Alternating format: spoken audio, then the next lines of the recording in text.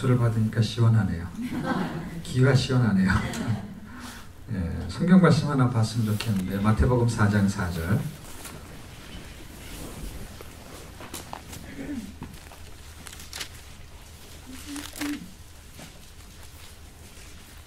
우리 잘 아는 말씀인데요.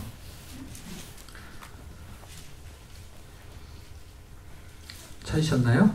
예, 같이 읽어요. 시작. 예수께서 대답하여 가라사대 기록되었으되 사람이 떡으로만 살 것이 아니요 하나님의 입으로 나오는 모든 말씀으로 살 것이다. 사람이 뭐 먹고 살지요? 네, 밥 먹고 살지요. 네.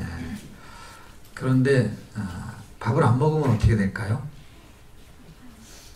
배고파요? 네. 근데 배고픈데 또 안 먹어. 그럼 죽어요. 그렇죠? 그럼 밥을 왜 먹죠? 예? 네, 그렇죠. 안 먹으면 죽으니까. 안 먹으면 배고프니까. 그래서 밥을 먹어요. 그런데 밥을 먹으면 그럼 안 죽습니까? 시간차의 개념을 제가 설명하는 거예요. 밥을 안 먹으면 배고프고 죽어요. 그래서 밥을 먹으면 배가 안 고프고 안 죽어요.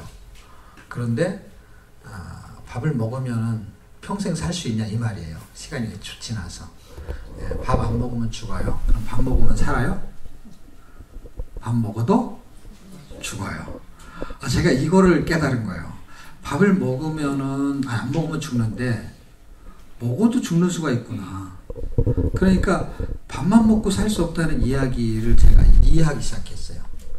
물론 이런 얘기도 돼요. 어떤 거냐면 저는 밥만 먹고 살 수 없어요. 이런 거 있잖아요.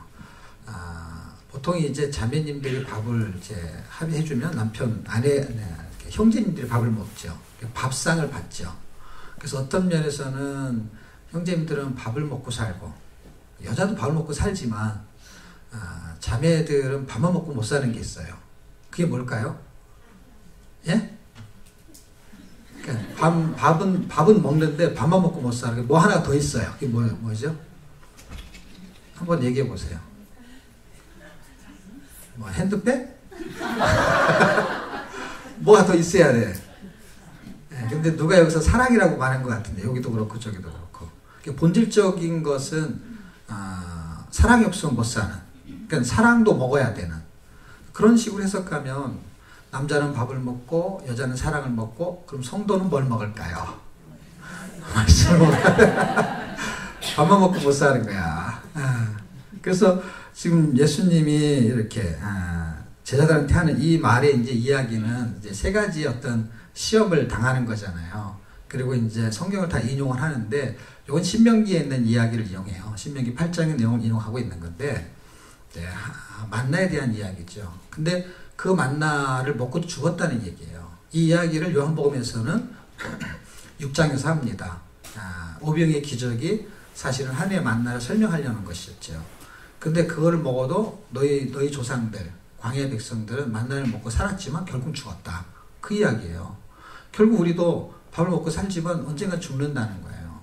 근데 안 죽고 살 수 있는 그 개념을 설명하고 싶었던 것 같아요. 다시 말하면 땅의 백성이 땅의 곡식을 먹고 산다면 하늘의 생명을 가진 사람들, 하나님의 백성들은 하늘의 곡식을 먹어야 되는 거죠. 그 하늘의 곡식을 지금 성경은 말씀이라고 말하고 있습니다. 그러면 먹어야 되는 이유는 뭘까요? 제가 이제 예를 하나 들게요. 밥을 안 먹으면 죽어요. 근데 그거는 이제 본질적으로 알았어요. 그런데 그냥 살기만 위해서 밥을 먹는 건 아닌 게 또 있을 거 아니겠죠. 단순하게 죽지 않으려고만 밥 먹는 건 아니잖아요. 그렇죠.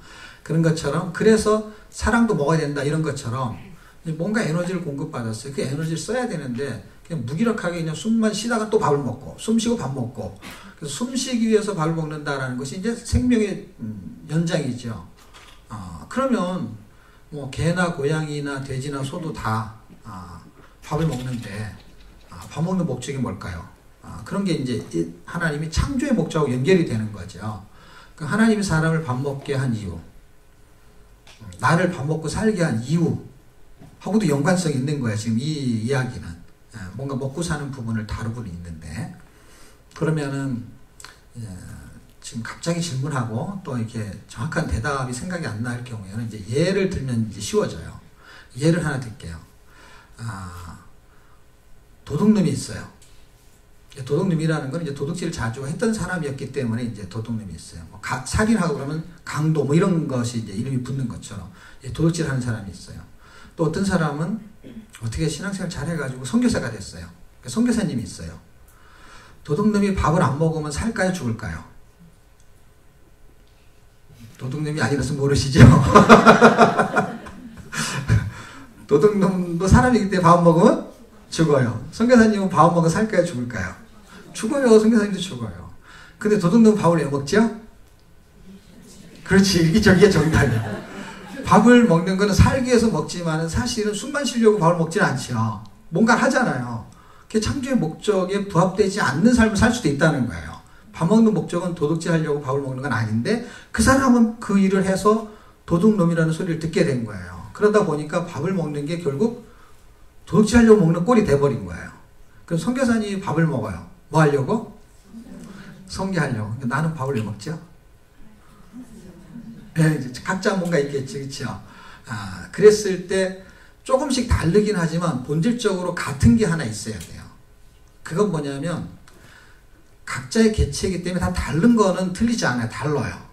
그런데 하나님이 만들 때는 동일한 걸 하나 만든 게 있어요. 그러니까 본질적으로 하나님이 사람을 만들 때 목적이 있는 거예요. 그게 뭘까요? 그러니까 하나님이 그러니까 결국 나를 만든 목적을 말하는 거예요. 그리고 잘 생각해 보세요. 내가 왜 만들어졌지? 이걸 모르는 거예요. 지금 제가 말하는 질문에 대답을 못하면 나는 지금 왜 태어났지? 이런 거예요. 그냥 살고는 있는데. 그러니까 하나님이 인간, 사람을 만들었죠. 이게 지금 먹는 문제하고 연관성이 있고 영원한 거에도 연관성이 있고 그 다음에 어떤 굉장한 의미부여가 가능한 그런 내용입니다. 창조의 목적이 좀 어렵죠. 그렇죠? 그러면은 창세기에 창조의 기사가 나오죠. 그럴 때 천지창조가 나오고 그 다음에 인간창조가 나오죠. 그럴 때 우리가 공부하는 내용은 빛은 첫째 날, 하늘 둘째 날, 땅보다 식물은 셋째 날, 해와 달과 별들은 넷째 날, 새들과 물고기는 다섯째 날, 그 다음에 사람을 만드셨다. 동물하고. 그러면은 그거 거의 다 알거든요. 외우지 못해도 다 알거든요. 찾아보면 다 알고. 그리고 아이들도 공부를 하고 학습을 하고 여러분이 선생님이나 교사라면 그걸 가르칠 거예요. 그러면은 며칠 뭘 만들었다라는 거는 다 알 수가 있어요. 외우지 않아도 다 아는 거죠. 그런데 왜 만들었냐? 라는 얘기가 창세기에 기록이 돼 있을까요? 안 돼 있을까요? 돼 있어요? 네, 그럼 찾아보세요. 어디 돼 있어요? 창세기에는 왜 만들었는지 얘기가 없어요. 그냥 만들었다는 얘기만 있죠. 사건만 나와요. 사건만. 그러니까 왜 만들었느냐 하는 거는 창조의 목적에 해당이 되잖아요. 그러니까 나온다면 대답을 해보세요. 그러니까 어딘지 못 찾아서도 아셔야 돼. 스토리가 보통 뭐 창세기 같은 경우는 4개의 사건과 4명의 인물이잖아요. 그러니까 창조, 타락, 홍수, 바벨, 아브라함, 이삭, 야곱, 요셉. 그러니까 이쪽 뒷부분 안 나오겠죠. 그럼 앞에 나온 창조, 타락, 홍수, 바벨 쪽에서 나올 텐데 사실은 바벨은 바벨탑 얘기가 주로 나오고 홍수는 홍수 얘기가 나오고 타락은 선악과 얘기가 좀 핵심으로 나오고 창조 깨끗하게 1, 2장인데 그러니까 아무리 읽어봐도 하나님이 첫째 날 빛이 있으라. 그런데 그 빛을 넷째 날 해와 달과 별을 연동시켜서 빛의 근원이 되는 해와 달과 별을 만들었다. 그 정도는 공부를 학습을 하고 알 수가 있겠죠. 그런데 어쨌든 빛을 만든 건 좋다 이거야. 그 다음에 해, 달, 별을 만들었어. 근데 해, 달, 별을 왜 만들었죠? 이게 아이들이 질문한다고 쳐보세요.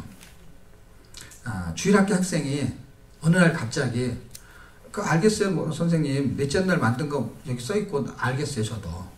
근데 그 해, 달, 별을 왜 만들었어요? 여러분한테 아이가 질문했어요.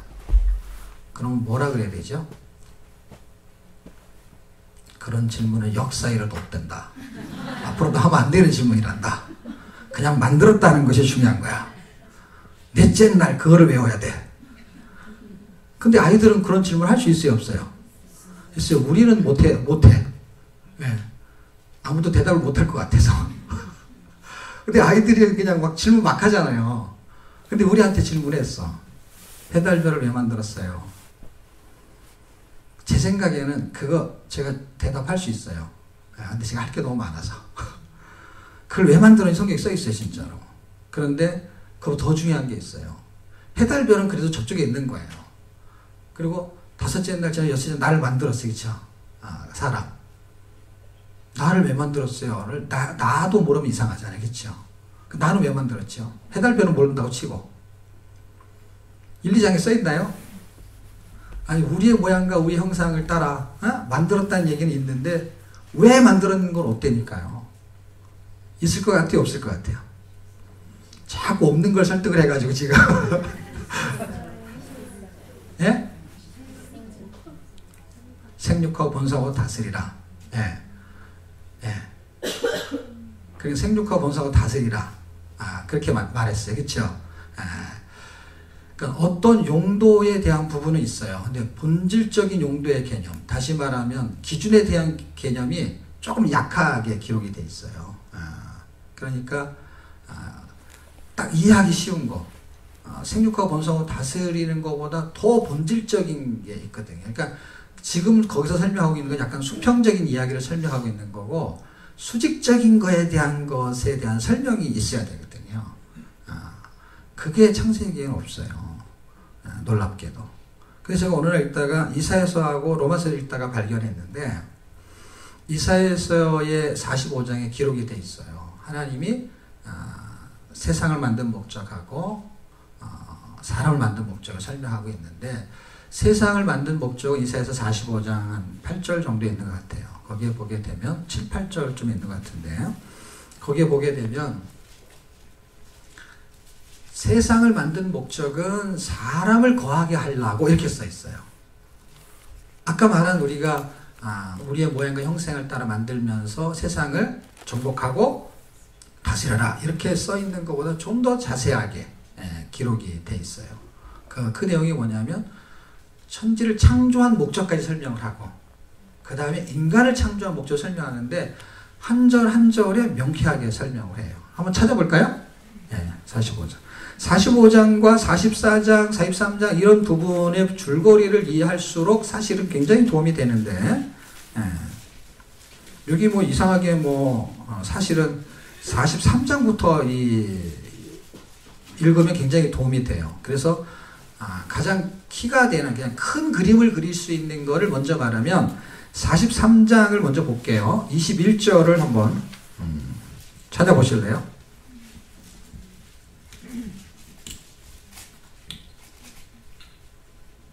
한번 찾으셨나요? 같이 읽어주실래요? 시작.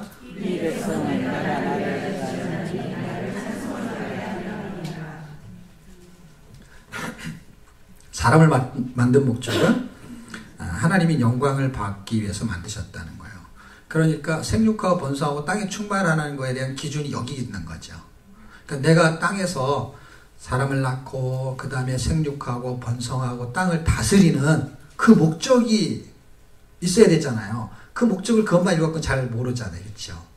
그러니까 땅에 충만하고 땅을 다스리는 목적이 나를 위해서 있는 거예요? 누구를 위해서 해야 되는 거예요?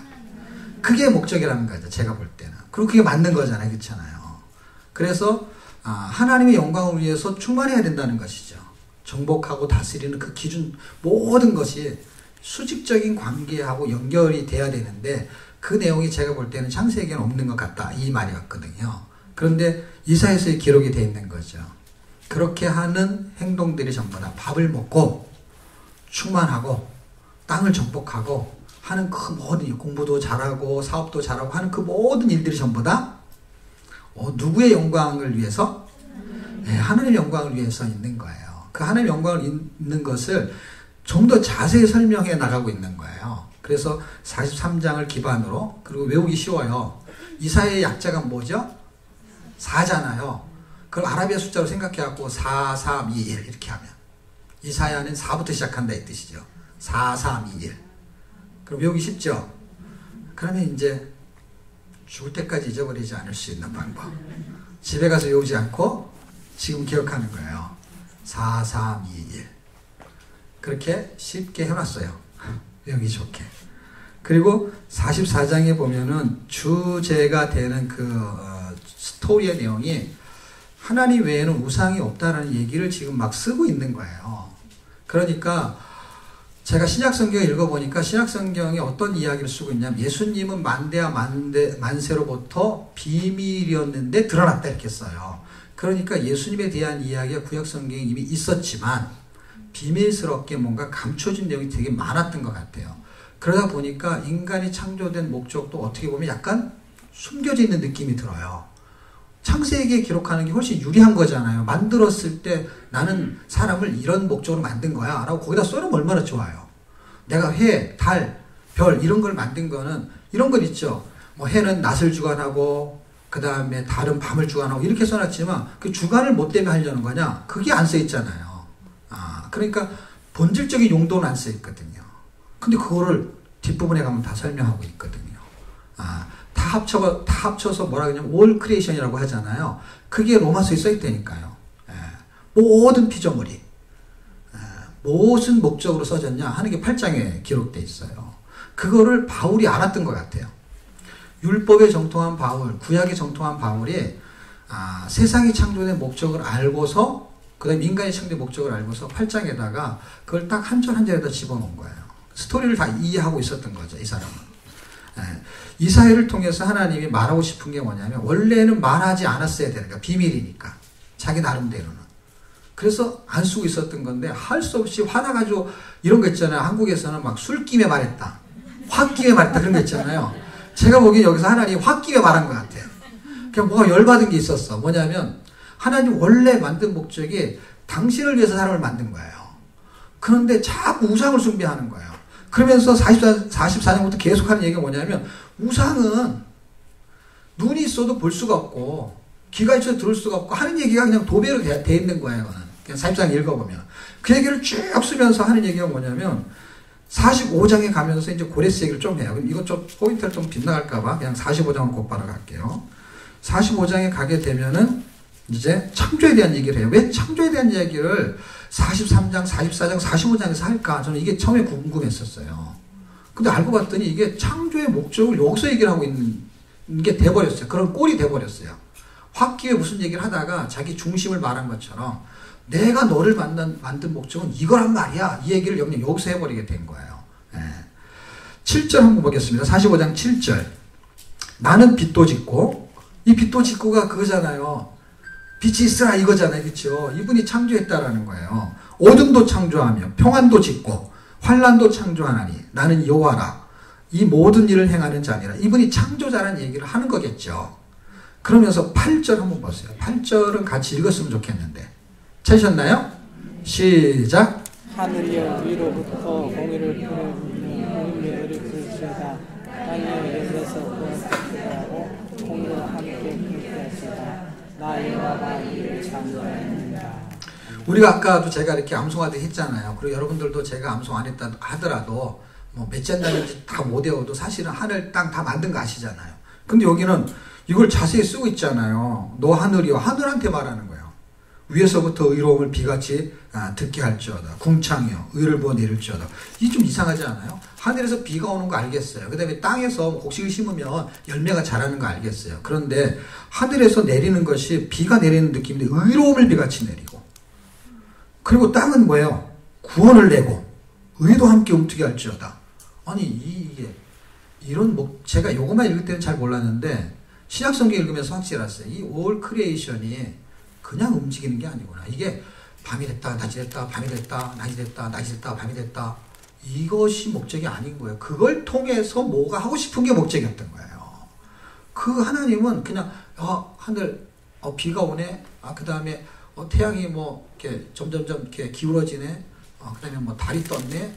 뭐 이 정도의 자연의 뭐 어떤 그 스산하고 뭐 기쁘고 그 정도가 아니라 그거를 통해서도 인간을 구원하는 목적으로 이놈이 움직인다는 거예요. 구원의 목적으로. 제가 이제 과학자들한테 뭔가 공부를 많이 한 사람들한테 이제 메시지를 전할 때 이제 이 사람들한테 물어보면 박사님들은 머리가 좋기 때문에 대답을 잘해요. 지구가 돌잖아요. 도는데 얼마나 빨리 도냐 그러면 몇 킬로 막 빨리 도는 거 막 900킬로 이렇게 속도 있잖아요.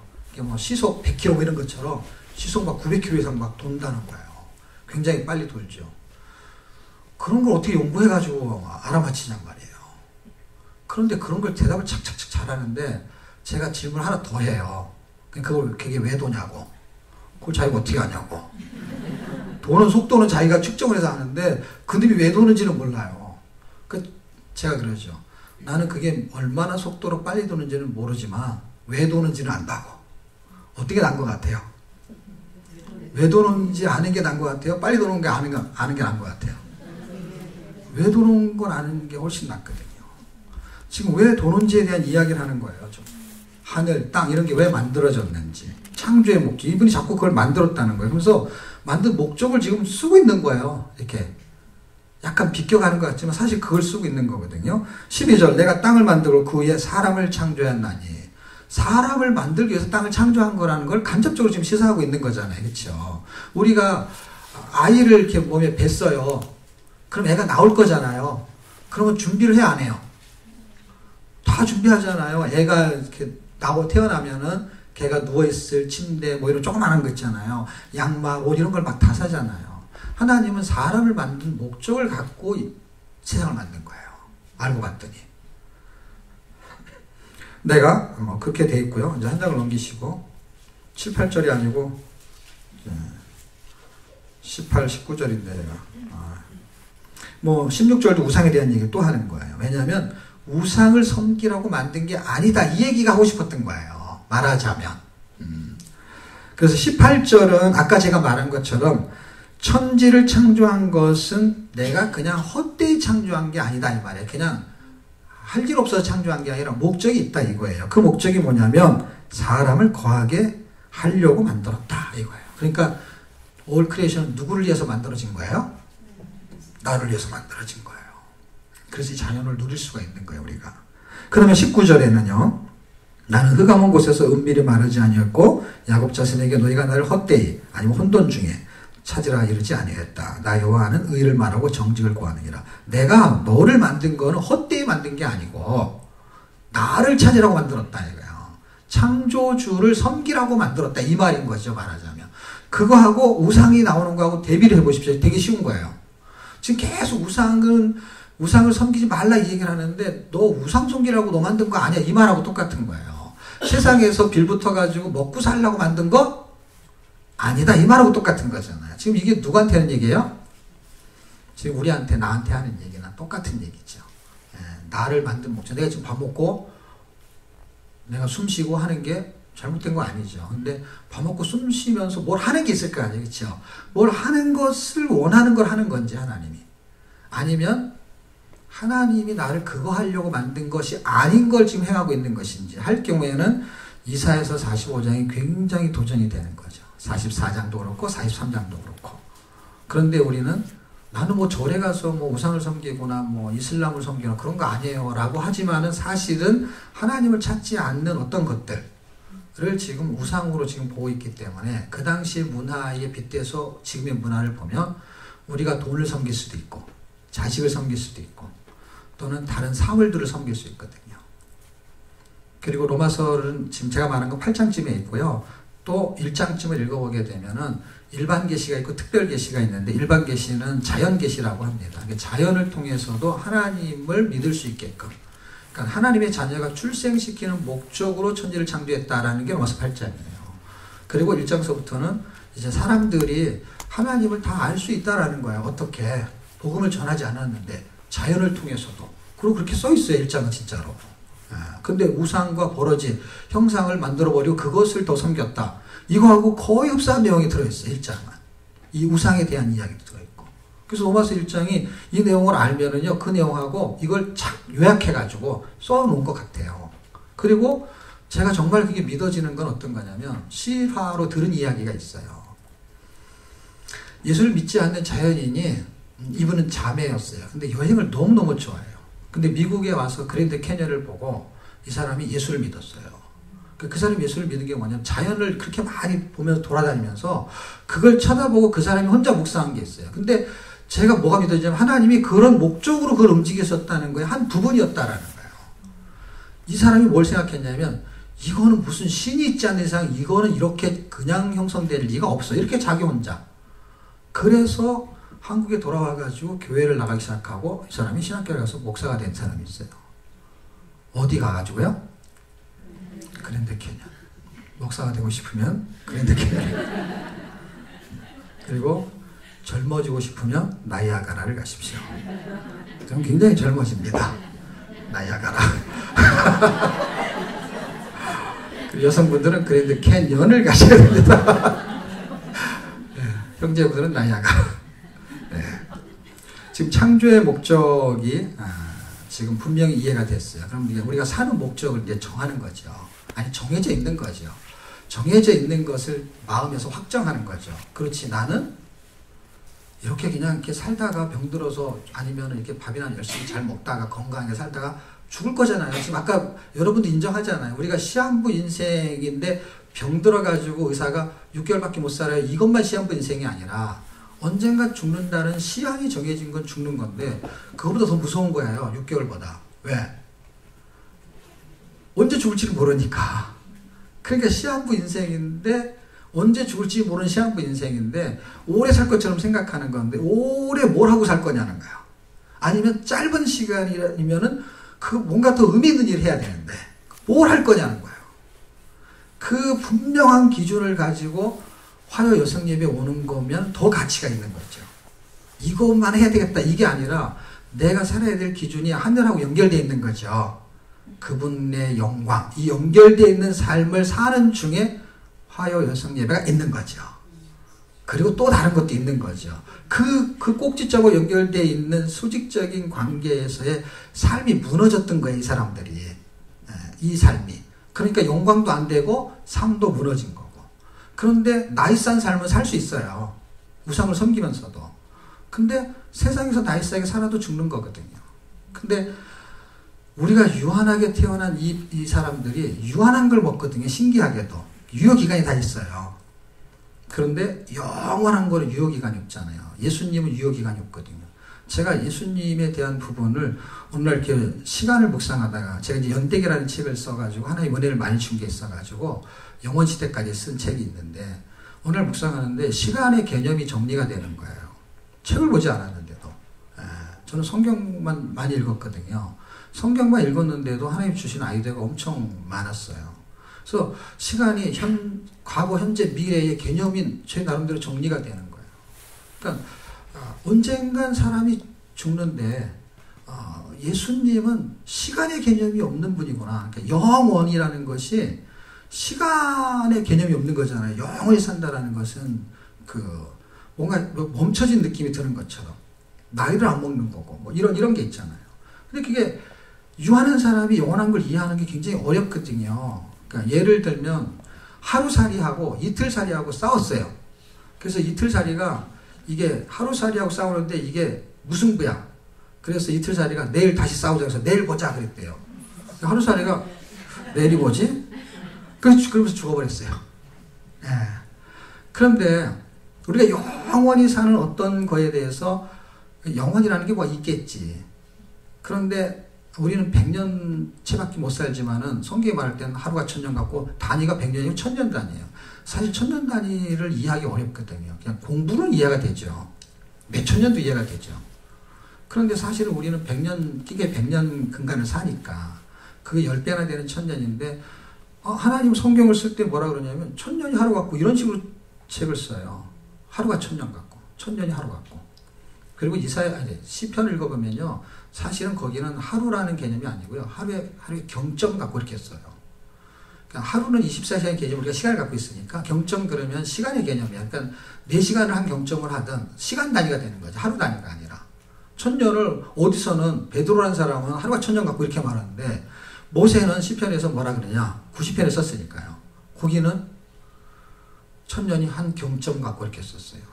그냥 순식간인 거죠. 우리 좀 잠깐 예배 드리고 뭐 좀 하면은 사실 오전 시간 딱 가잖아요. 그럼 한 경점이죠. 그걸 1000년의 비유를 두는 거예요. 시간의 개념이 이렇게 갇혀있는 사람은 시간에 멈춰있지 않는 사람, 갇혀있지 않는 분. 그분을 이해할 수가 없는데 그분은 시간과 공간과 이 어떤 글자, 문자에 갇히지 않고 매이지 않는 분이 우리에게 뭔가를 말하고 계시는 거야. 그러니까 그 개념을 이해하지 못하면 문자에 갇힌 사람은 딱 그거밖에 이해를 못하니까 늘 논쟁하는 거예요. 그래서 무슨 설들이 많이 나오는 거예요. 그 문자에 갇혀가지고 이렇게 해석하고 저렇게 해석하는 것 때문에 이제 파가 생기고 그리고 학설이 만들어지는 거예요. 근데 성경을 잘 계속 꾸준하게 읽으면 거의 갇히지 않을 수 있는 힘이 생겨요. 왜냐하면 그분이 이걸 쓰셨기 때문에 그분의 입장으로 해석하거나 이해하게 되면 굉장한 수용성을 갖게 되면서 본질은 벗어나지 않아요. 예, 그분이 본질을 잡아주고 계시니까. 그래서 땅의 곡식을 먹는 사람 땅의 곡식 유하는 걸 먹고 죽는데 영원한 곡식의 개념이 사실은 말씀이지만은 그분은 당신이라는 말을 해요. 그러니까 그 영원하신 분을 먹고 믿으면 영원히 사는 거거든요. 그래서 그분이 내 안에 들어오면서 영원히 사는 거예요. 영원히 사는 기준은 뭐냐면 그분인 거야, 알고 봤더니. 그분으로 사는 사람들, 그 사람들이 말씀을 먹고 사는 거거든요. 그 말씀을 먹고 사는 그것 때문에 제가 닉네임을 만든 게 있는데 그 닉네임이, 제 닉네임이 말통 목사예요. 여러분, 그 말통 그런 거, 한국에서는 그 옛날 얘기죠. 통할 때, 통 이름이 말통 있잖아요. 그쵸? 술 사올 때도 이렇게 말술로 사오고, 대밖에 그 단위수를 말할 때 이제 말통이라는 걸 쓰는 것 같아요.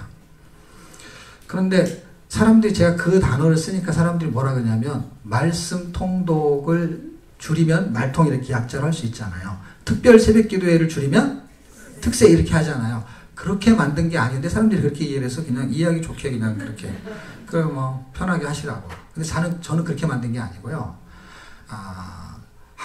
여기서도 그렇겠지만 한국 사람들이 김치를 잘 먹잖아요. 그래서 김장을 해요. 김장을 하는 것을 통에 담죠. 그러면 그 통이 처음부터 김치통은 아니었지만 그 통에다 김치를 담으면 그 통 이름이 뭐가 돼요? 김치통이 되는 거예요. 거기다가 고춧가루 담으면 고춧가루 통. 그런 것처럼 지금은 밥솥 뭐 하나로 다 밥도 만들고 보온도 되고 하지만 옛날에는 보온 밥도 따로 있고 냄비에다 밥하고 그래서 밥을 옮겨 담고 그러잖아요.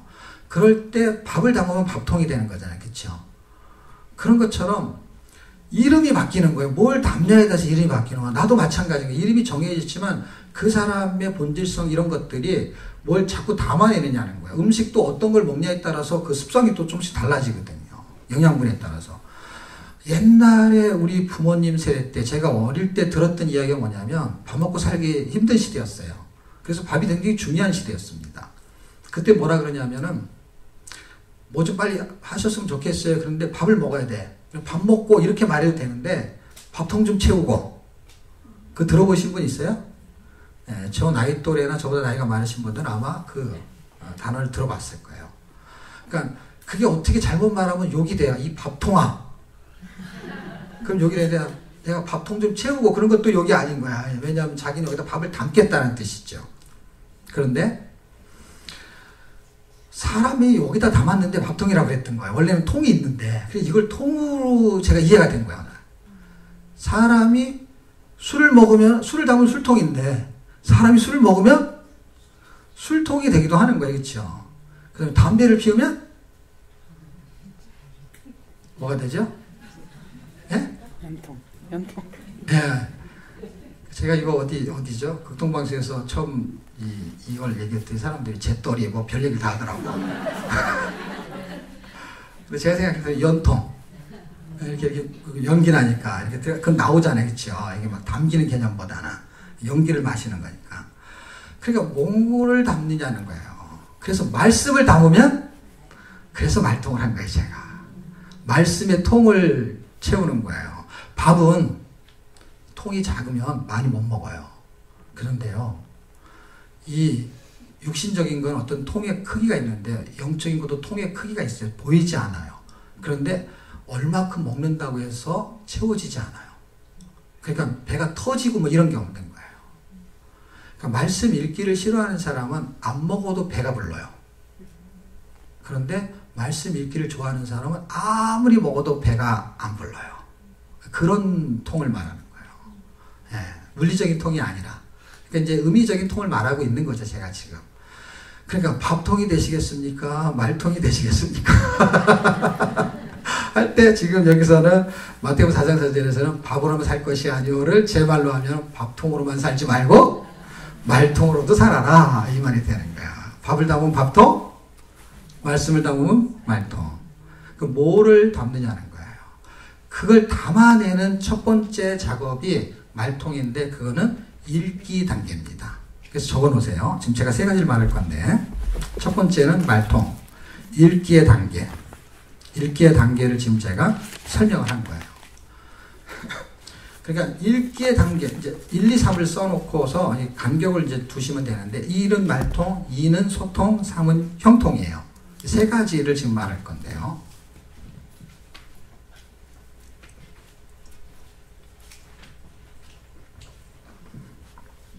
말통은 읽기의 단계로 지금 제가 설명을 한 거고요. 소통은 생각의 단계예요. 하나님의 말씀을 읽는 게 일단은 말통이라는 의미로 제가 해석을 한 거고, 하나님의 말씀은 이제 읽는 단계예요. 읽어. 그런데 읽다 보니까 내 생각하고 같을까요? 다를까요? 달라요. 그래서 소통이라는 건 생각의 단계예요. 이제 읽으면서 끝나는 게 아니에요. 이게 단계가 있어요. 그러니까 성경을 우리한테 읽히려고 쓰신 거잖아요. 읽히려고 쓸 때 읽기만 해 이건 아니거든요. 하나님이 우리를 밥 먹고 살게 했는데 밥만 먹고 살아 이건 아니잖아요. 그렇죠? 밥 먹고 사는 목적이 있는 것처럼 읽게끔 하려고 쓴 건 맞는데 읽기만 하려고 쓴 건 아니잖아요. 그렇죠? 읽어서 뭘 하게 하려고 하는 거거든요. 읽는 게 일단은 처음 출발이에요. 출발. 그래서 읽기 단계를 제가 그냥 표현상 그걸 담아내는 통이 좀 컸으면 좋겠다. 이런 이야기를 한 거고, 그리고 읽는 단계가 읽기만 하는 게 읽다 보면은 자꾸 거기서 뭘 말하고 있는데 내 생각하고 틀린 거를 하게 되면은 굉장히 불편해요. 이 코드가 안 맞거나 뭔가 이렇게 내가 원하는 건 아닌 걸 자꾸 들으면 굉장히 스트레스 받고 힘들거든요. 말통을 하면 한번 적어 보실래요? 지금 제가 말하려는 걸 한 줄로 말통을 하면 하나님과 소통이 되고, 소통이 되면 형통이 온다. 소통은 여러분이 이제 뭐 네이버 같은 데 쳐서 소통 그러면 사전적인 의미가 뭐냐면 생각하는 바, 자기가 생각하는 바가 상대방에게 통하는 거. 그래서 서로 그러니까 생각하는 바가 서로 통한다라는 뜻이 소통이래요. 사전을 찾으면. 사전적인 의미죠. 그런데 훈민조음에도 소통이 있는데 그 소통은 이 자기의 뜻을 상대방의 마음에 사무치게 하는 게 소통이래요. 같은 말인데 좀 이렇게 의미 부여가 강하죠. 그렇죠? 생각하는 바가 서로 통해. 그래서 소통이 된다 이 뜻이에요. 생각하는 바가 다르면 뭘까요? 소자만 바꾸면 돼요. 불통이 되는 거예요. 말을 하고 있지만 잘 안 통하는 거죠. 그렇죠? 그러니까 소통은 생각하는 바가 서로 같은데 여기는 의미 부여를 더 강하게 했어요. 문정이요. 어떻게 했냐면 자기의 뜻이 상대방이 사무치는 거예요. 그냥 막 이심전심 이거 들어봤죠? 그렇게 되는 거예요. 막 정말 동감하는 거예요. 네. 그러면 소통이 되는 거예요. 그런데 소통이 잘 안 돼요. 하나님의 말씀하고 우리하고 소통이 잘 돼요? 잘 안 돼요. 그러면 잘 안 되는 거를 제가 이해시키기 위해서 사람도 소통이 잘 안 되는 걸 설명해 볼게요. 결혼하신 분들이 결혼하기 전에 연애를 해요. 너무 죽고 못 살아요. 그러면은 대화가 잘 돼요, 안 돼요? 그 시기에 대화가 너무 잘 되죠. 막 그냥 서로 동감을 하고 감동을 하고 막 그냥 뭘 요구하면 막 즉각적 들어주고 막 대화하면 막 기다려서 들어주고 그렇게 해서 결혼했어. 그래가지고 한 10년쯤 지났어. 그래서 월마트에 가자니까 안 간대. 지금 누워있는데 출근도 안 하는데 왜 안 가냐니까 피곤하대. 그래 결혼하기 전에는 직장에 갔다 와가지고 너무 피곤한데 이 사람 집은 산호세야. 그런데 이 남자의 집은 살라몬이야. 그래 직장에서 퇴근했는데 이 사랑하는 아내가 될 사람, 아직은 그냥 연인이지만 이 여자가 혼자 이제 산호세에 가야 돼. 그래서 남편 될 형제에게 아직 결혼 안 했지만 그럴 마음을 갖고 있어요. 피곤하니까 그냥 이 사람 나 혼자 가겠다고. 그래도 바래다 주겠대. 그때는 그랬는데 지금은 하나도 안 피곤할 것 같은데 혼자 갔다 오라는 거야.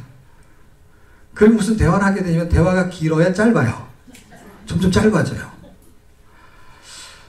그게 뭐 옳다 그르다 이런 뜻이 아니라 여기서 뭔가 소통과 불통을 찾아보려고 하는데 그건 그랬다고 쳐요. 근데 어떻게 하다가 이제 결혼해서 애를 낳았어. 애를 낳아가지고 애를 교육시키는데 전에는 어릴 때는 엄마가 말하면 그냥 거의 예스였어요. 근데 얘가 조금 잘하더니만 조금 잘한 것은 잘해봐야 초등학교 수준 아니면 중학교쯤, 초등학교는 고학년, 중학교쯤. 여기는 이제 뭐 학년으로 말하니까 뭐 7학년이든 8학년이든 9학년이든 그렇게 됐어요. 엄마가 말하면 이상하게 안 들어요. 엄마가 말하는 거를 귀로는 듣고 있는데 뭔가를 잘 안 해요. 안 하는 어떤 사춘기 나이가 됐다고 치자고요.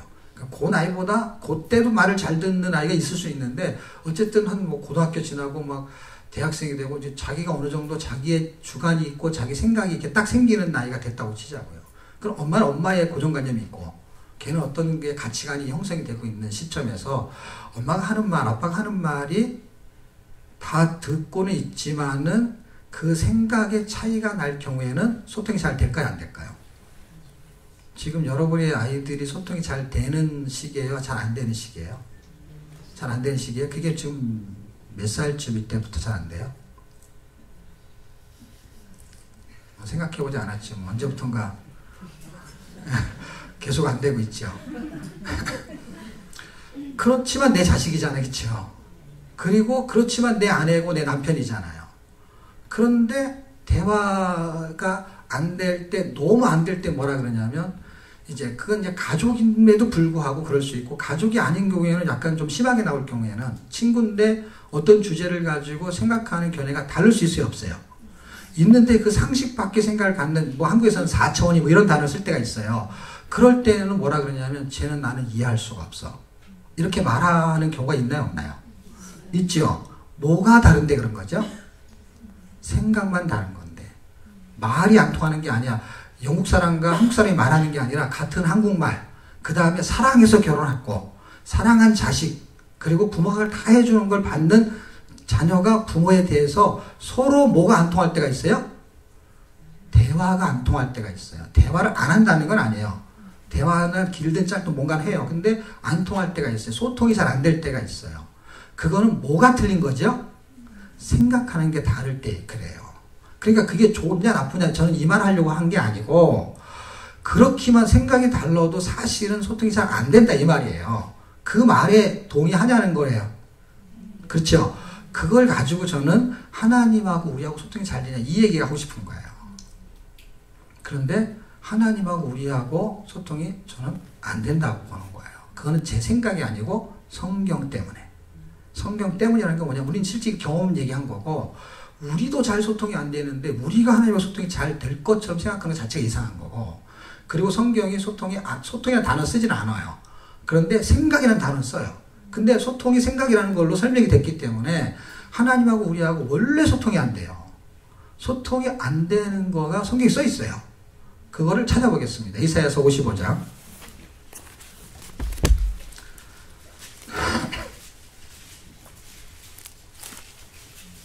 8절과 9절.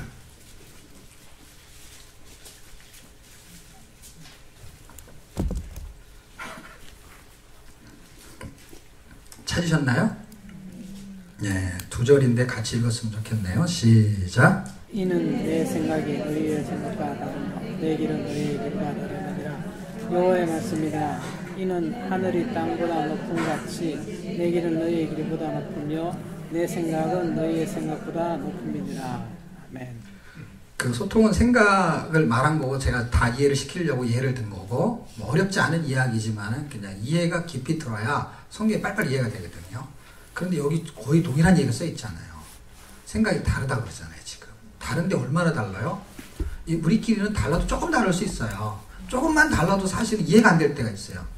완전히 다른 거예요. 지금 완전히 다른 걸 어떻게 표현하고 있냐면, 여러분이 애 낳아가지고 어릴 때 서로 그러잖아요. 엄마가 더 줘, 아빠가 더 줘, 이런 거 물어볼 때 있어요, 없어요? 그리고 물어보고, 그리고 이제 자기한테 엄마가 얼마나 좋아? 그러면 애들이 뭐라고 대답해요? 여기 9절이에요, 9절. 애들이 그렇게 말하는데 하나님이 이렇게 말해요.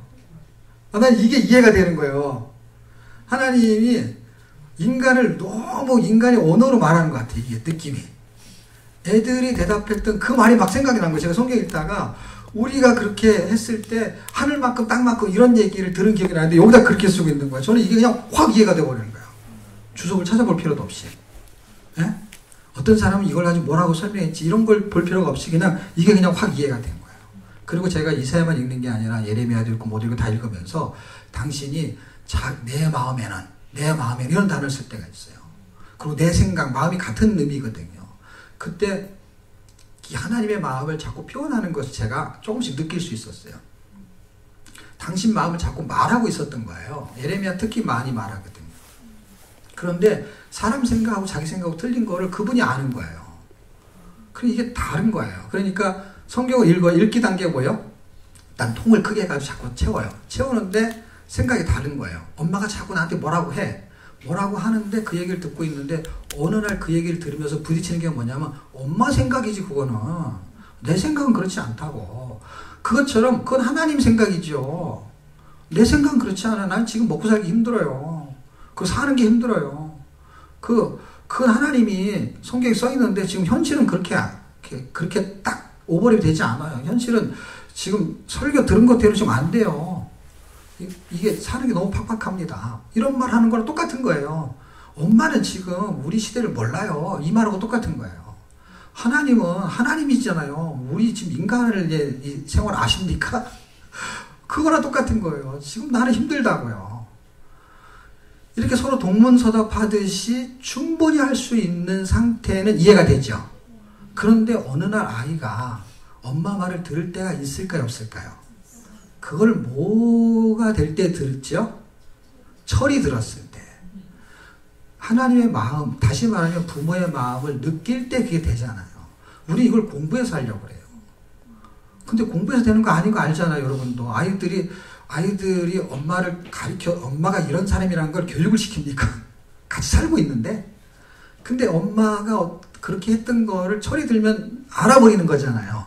그게 언제 아느냐는 아이마다 다 틀리겠죠. 어떤 사람은 결혼해서 애를 낳으면서 자기가 엄마가 될 때 아는 사람도 있고, 어떤 아이는 엄마가 되지 않았는데도 빨리 아는 애가 있어요. 결혼도 안 했는데. 뭐 특이한 경우죠. 어떤 아이는 결혼해도 모르는 아이가 있고. 그렇지만 기준은 네가 엄마가 돼봐가 기준이에요. 왜냐면 똑같은 심정이면 이해가 돼서 좀 쉽다 이거죠. 그래서 사실 우리가 하나님의 심정을 이해한다는 게 굉장히 불가능하거든요. 그렇지만 성경이 계속해서 그 말을 하고 있어요. 그 말을 하고 있는 것을 아는 건 하나님의 은혜로밖에 표현이 안 되는 것 같아요. 제가 볼 때는. 근데 그 은혜로 하나님의 심정을 조금씩 이해해 가게 되면은 생각 맞추기. 자, 읽기는 이런 단계를 거친다는 거예요. 첫 번째는 읽는 단계 그냥. 근데 읽으면서 생각을 들어보는 거죠. 공부가 아니에요, 여러분. 지금 엄마하고 자식하고 얘기하는데 무슨 공부하는 게 아니잖아요. 일상을 말하는 거지. 지금 성경의 일상이거든요. 내가 너를 왜 만드는 줄 알아? 내가 너를 낳아가지고 엄마가 얼마나 힘들었는 줄 알아? 뭐 이런 식인 거예요, 그냥. 이 신학교 가서 공부할 내용이 아닌 거예요, 지금 이 스토리가. 내가 너를 만든 것은 바벨론의 우상을 섬기라고 만든 게 아니라고. 애굽의 우상을 섬기라고 만든 게 아니라고. 이 세상에 만모니즘 그걸 섬기라고 만든 게 아니라고. 이 자연도 그렇고 이 물질 세계가 내가 너를 만든 것은 나를 섬기라고 만든 거야 라는 얘기를 하는 게 그냥 자연스러운 얘기예요. 신학적인 얘기가 아닌 거예요. 신앙적인 얘기인 거야, 말하자면. 이해가 가능한 거란 말이에요. 그냥 자냐고 하는 얘기가 수학 공부할 얘기가 아니란 말이에요. 그냥 삶을 말하는 거지. 근데 그거를 이해를 못하는 것 뿐인 것이죠. 머리가 나쁜 게 아니에요. 그런 게 아니에요. 그러니까 여러분이 공부를 못해서 모르고 그런 게 아니란 말이에요.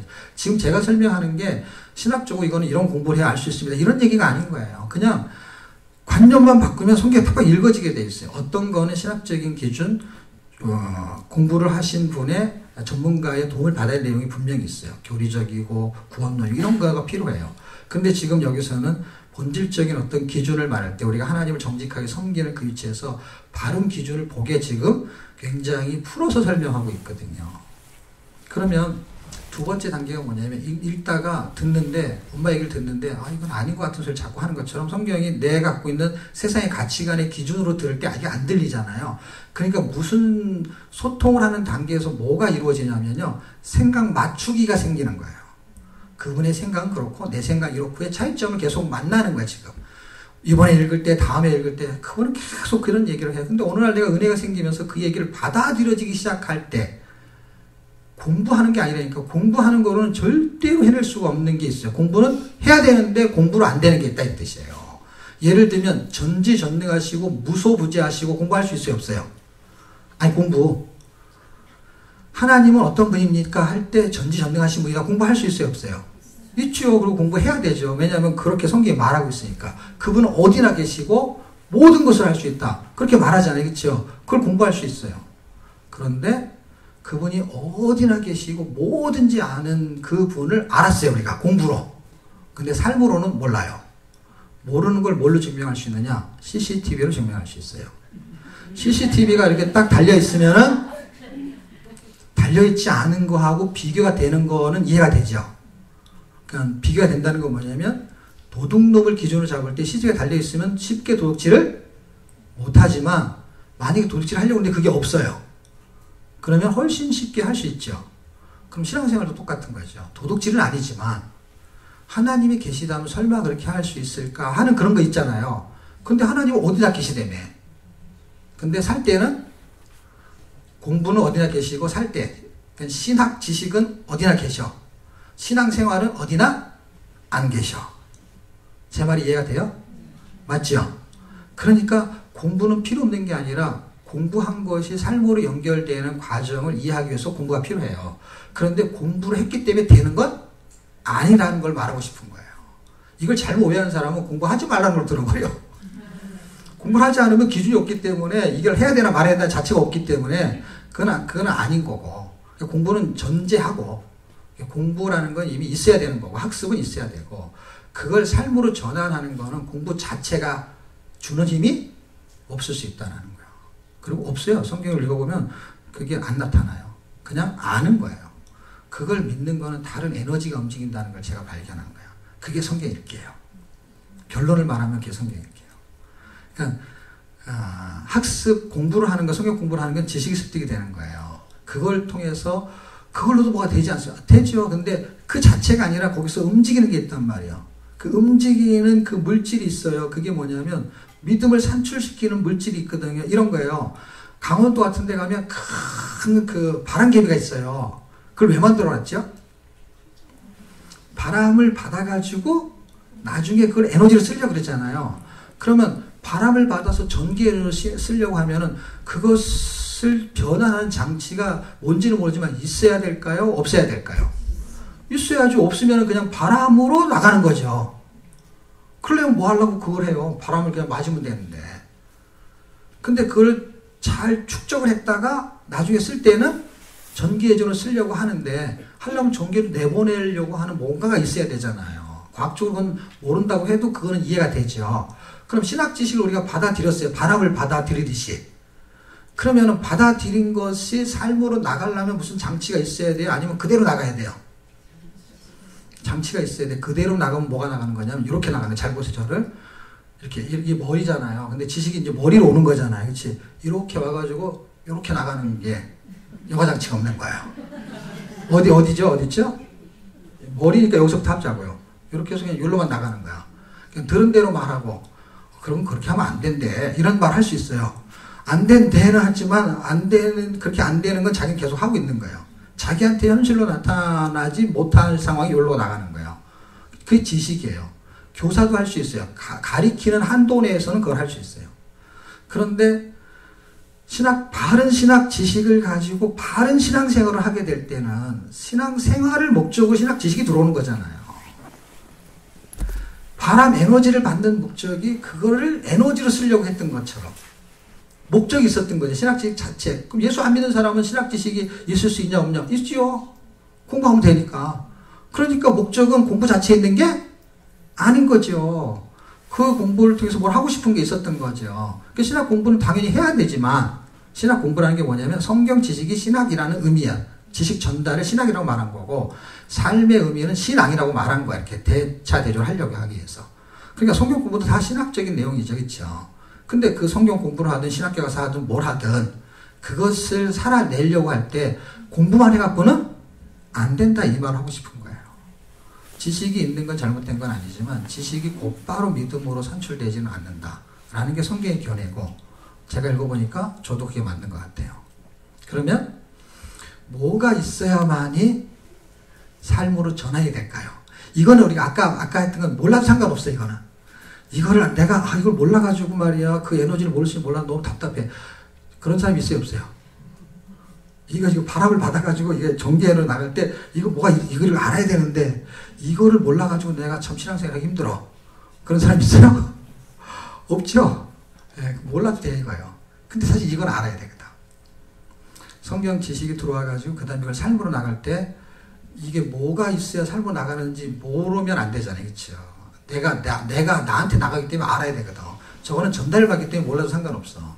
돈 주고 사든지 쓰면 돼요. 근데 이거는 남이 하는 게 아니라 내가 해야 되잖아요. 그렇죠? 내가 공부했어요? 그럼 내가 살아야 돼. 근데 잘 안 사라져. 안 사라지면 뭐야? 요걸 뭐죠? 전환장치가 없기 때문에 안 사라지는 거거든요. 뭐가 전환장치일까요? 여러분 생각에. 그게 성경 읽는 목적이거든요. 성경 읽는 목적을 제가 설명하려고 하는 거예요.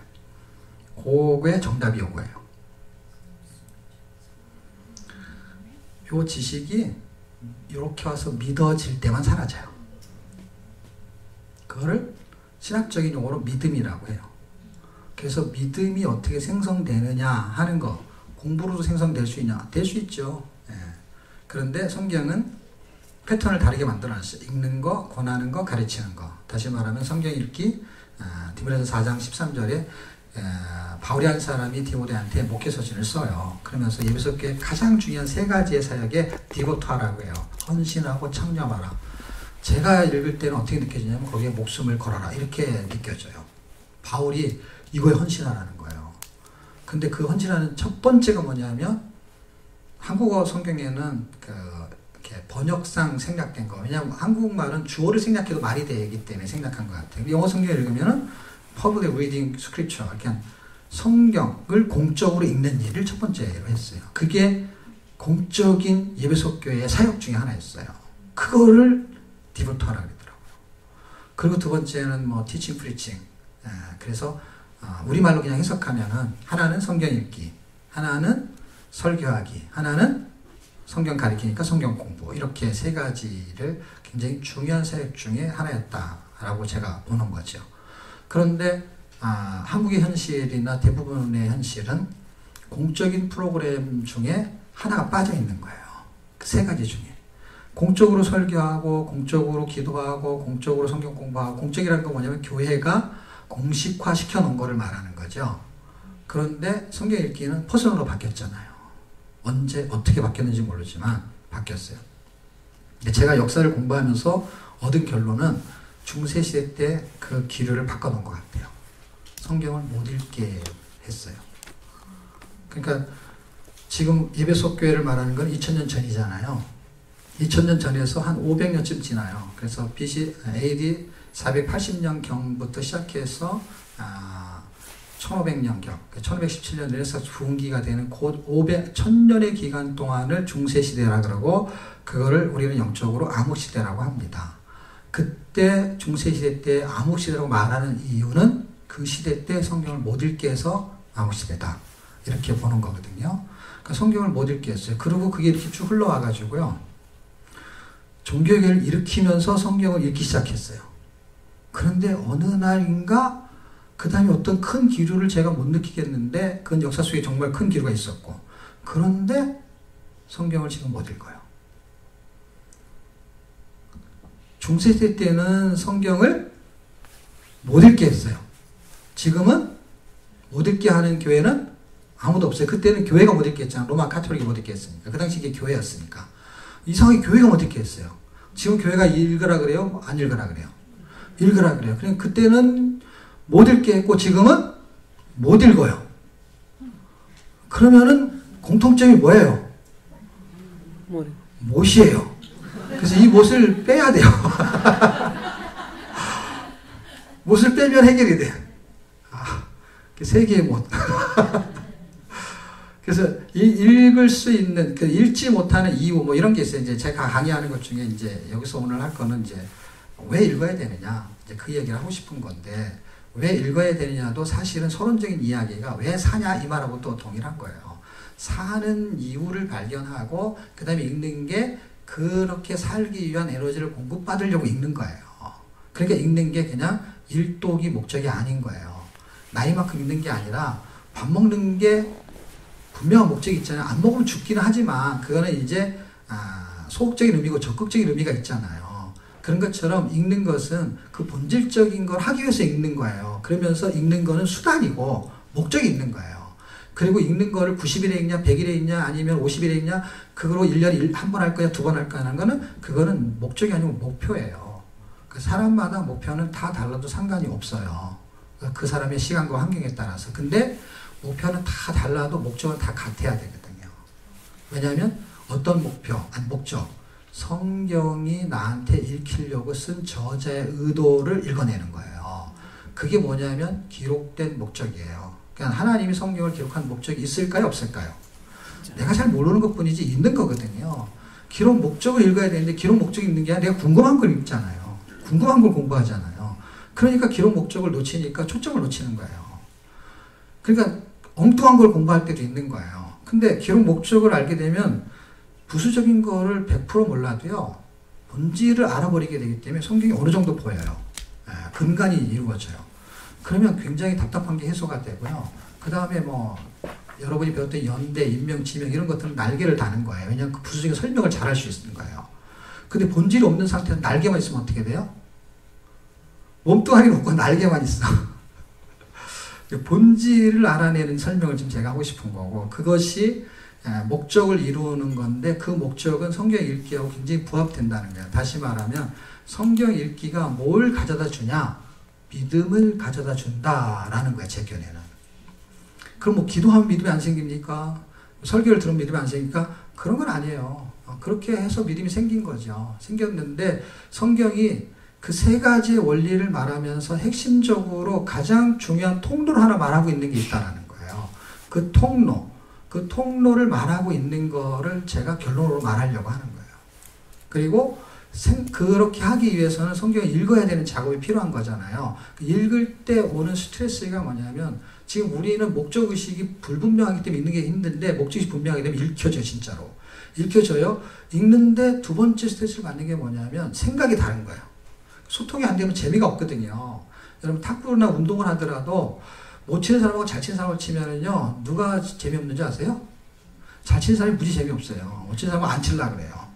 수준이 안 맞아가지고 맨날 공주처럼만 다니고 이게. 근데 못 치는 사람 둘이 치면 너무 재밌어요. 그리고 공만 주워 다니는데 공 주워 다니면서 재밌어요. 희한하지 않아요? 못 치는 사람끼리 치면 되게 재밌어요.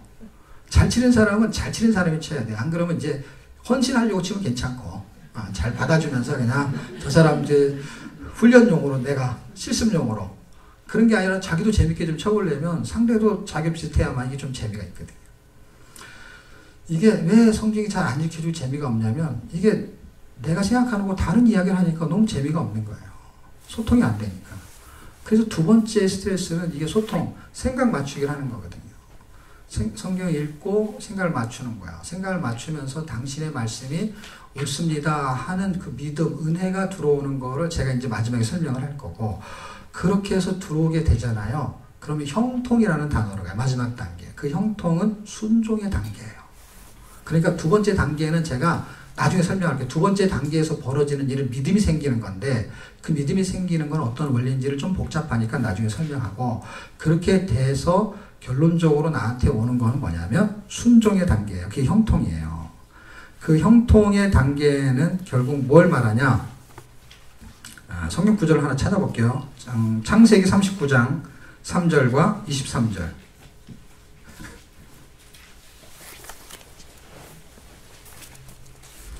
성경이 소통하기 되게 힘든데 성경을 소통하는 방법이 하나 있어요. 아까는 이제 인간적인 설명한 거고, 성경에 소통하는 방법이 어떤 거냐면 이런 거예요. 성경도 우리에게 말을 해요. 어떤 말을 하냐면, 언약의 말씀을 기준으로 말해요. 나를 믿으면 너 구원받을 수 있어. 그런 어떤 기준, 그리고 약속. 그래서 언약의 말씀으로 우리에게 소통을 해요. 근데 그게 내 마음에 안 다가오는데 다가올 때가 있어요. 그 언약의 말씀이 그 말씀이 내가 믿어지고 그 말씀이 나한테 사무치는 거야. 나 같은 죄를 하나님 십자가에 죽으시고 구원하시기로 약속하셨는데 이게 믿어지면 이제 소통이 되는 거예요. 성경 소통 이런 소통이에요. 그게 믿어지면서 나의 생각을 그쪽에서 또 사무치게 할 수 있잖아요. 소통이라는 게 일방적인 게 아니거든요. 쌍방적인 거니까. 그러면은 내가 뭘 할 때 하나님이 소통, 감동을 먹냐 이거예요. 그거는 언약의 말씀이 믿어지는 그 사람이 그 언약의 말씀에 순종할 때 하나님의 마음을 사무치게 한다는 거예요. 그게 소통이에요. 그러니까 그분은 언약의 말씀 나한테 지금 하고 있는 거고, 그런데 이게 내가 소통, 믿어지는 거야. 이 이제 단어가 믿어진다는 건 이 생각의 동의가 이루어지는 거야. 그리고 하나님이 나한테 소통이 이루어지는 그 전달은 내가 그 하나님의 언약의 말씀대로 살 때, 순종할 때 하나님이 마음에 사무치는 거예요. 그게 성경의 소통이에요. 그런데 그게 순종이잖아요. 순종이 이루어지는 건 이제 성경 읽기로 가는 건데, 그렇게 됐다고 가정하면은 우리한테는 형통이 이루어진다는 거예요. 말통을 하면 소통이 되고, 소통이 되면은 형통이 이루어지는 거예요. 그럴 때 형통을 만사형통, 이런 형통이 아닌 거예요. 그래서 사전적인 의미는 사실은 형통이라는 거는 어려운 일이 없다 이 뜻이에요. 근데 사실은 바울이라는 사람 같은 사람이 하나님의 마음을 사무치게 한 적이 있을까요? 없을까요? 있지요. 그러니까 하나님의 말씀을 받고 그 말이 감동을 먹고 자기도 하나님을 감동시키는 삶을 산 적이 있잖아요. 다윗도 그렇고 어떤 부분에서는 솔로몬도 그랬고, 성전을 건축하려고만 했는데 하나님의 감동을 먹잖아요. 그리고 일천번제를 지내고 그의 아들 솔로몬은 부도 구하지 않고 수도 구하지 않고, 그리고 뭘 달라고 그랬죠? 지혜를 달라고 하는데 감동을 먹잖아요. 그래서 너는 어떻게 해? 오래 사는 거, 돈, 그런 거를 구하지 않느냐? 부와 수를 구하지 않았다 그랬잖아요. 그래서 하나님이 감동을 먹고 뭘 줬는지 아세요? 부수입을 줬잖아요. 부와 수를 같이 줬잖아요. 그래서 하나님을 감동시키면 뭐가 생긴다? 부수입이 생겨. 정말로 그게 써있어요, 성경에. 부와 수. 그러니까 하나님을 감동시키는 게 정말 있잖아요. 근데 그렇게 못지않게 감동을 시킨 사람이 바울이거든요. 그냥 얻어 터져가면서도 하나님의 말씀이 하시면 그대로 순종하는 삶을 살려고 했던 사람 중에 한 사람이잖아요. 그런데 질병에 걸려도 안 고쳐주고요. 그걸 형통이라고 말할 수 있는 한자성어는 아니잖아요. 그렇죠? 하나님의 말씀대로 살았는데 형통한 거, 우리 단어 의미로 말하면 형통한 거예요? 불통한 거예요? 불통한 거죠. 그런데 성경은 그런 기준으로 형통의 단어를 쓰고 있지 않는다는 거야. 그러니까 사전적인 공부로는 해석하면 안 되는 거죠. 왜냐하면 성경이 우리가 생각하는 형통이라는 단어를 쓰기 때문에. 근데 의미를 그렇게 해석하지 않는 형통이에요. 우리는 이런 걸 영적이다 뭐 이렇게 말하는데 그런 게 아니라 성경이 갖고 있는 견해의 차이인 것 같아요. 단어를 동일하게 쓰고 그런 의미의 부여를 하는데 우리가 생각하는 형통이 아닌 형통을 말하고 있어요. 제가 해석하는 형통은 뭐냐면 고난이 와요, 우리한테. 근데 하나님의 말씀을 읽었어요. 그리고 그분의 말씀이 소통이 되면서 내가 단련이 되고 훈련이 돼가지고 그분에게 순종할 수 있는 자세까지 됐어요. 그럼 그걸 형통이라고 했잖아요. 그게 왜 형통이라고 했을까, 성경이? 어디서? 창세기 39장에서. 실제 나오거든요, 사례가. 그거를 제가 다시 해석해 보면은 그런 상태에 있는데 고난이 왔어요. 어떤 사람은 암에 걸릴 수도 있고, 또 바울 같은 경우는 그게 안 지렸는지는 모르지만은 어쨌든 질병이 있었는데 안 고쳐줘요. 그런데 그걸 뚫고 가요. 다시 말하면 그런 사람에게 형통은 고난이 없다는 뜻이 아니라 고난을 말씀으로 뚫고 간다라는 형통이란 것 같아요. 그게 진짜 형통인 거예요. 어린아이도 지나갈 수 있는 길이 아니라 이걸 뚫고 갈 수 있는 힘. 그래서 나를 가로막을 수가 없어. 뭐가? 질병이 나를 가로막을 수가 없어. 질병이 없는 게 아니에요. 가난이 나를 가로막을 수가 없어. 그 사람은 형통한 것 같지 않은데 그 사람은 거기에 넘어지지 않는 거예요. 그거의 실제 모델 케이스가 요셉으로 등장합니다. 그래서 지금 제가 불러드린 창세기 39장 3절과 39장 23절의 내용이 뭐냐면 사실은 요셉이 뭐 특별하게 잘못한 것 없이 꿈을 좀 꿨다가 그래서 너 꿈 깨라 하면서 그 꿈이야 그러면서 한 대 때리는 정도는 형이 할 수 있어도 그 꿈 꿨다고 해가지고 그렇게 인신매매를 해버리는 거는 있을 수 없는 일인데 그러면 여러분 같으면 여러분이 그런 당사자라고 해봅시다. 요셉. 그러면 죽을 때까지 그게 잊혀질까요? 아니면 그냥 그걸 막 일을 갈까요? 칼을 갈아야지 왜 일을 갈아? 그렇지 않아요, 여러분? 그냥 심정이 아닌 척 하지 말고 마음이 그렇다는 거 아니에요. 어떻게 내가 나는 그래 인신매매 잡혀가도 싸 이런 게 아니잖아요. 그냥 욕을 먹거나 혼이 나거나 그럴 수는 있죠. 아무리 동생이라도 야 너 너무 심하다. 그래서 뭐 왕따를 당할 수는 있지만 사실은 인신매매보다 더 심한 게 뭐였냐면 죽여버리려고 그랬잖아요. 그걸 죽일 만한 일 정도로 나타난 사건이잖아요. 그런데 참아 죽이기는 그래가지고 그래도 배다른 형제지만 그래서 죽이지는 않고 팔아버렸잖아요. 그렇게 해가지고 간 집이 창세기 얘기는 다 알잖아요, 여러분이. 보디발 장군의 집이 어떻게 해서 갔어요, 그렇죠? 거기서 종살이 하고 있는 게 형통이에요, 불통이에요? 불통이잖아요. 현상은. 그런데 성경은 뭐라고 하는지 아세요? 지금 제가 말한 그 언저리 있잖아요. 그러면 요셉이 범사에 형통했다 이렇게 써요. 그걸 어떻게 해석할 거예요, 여러분?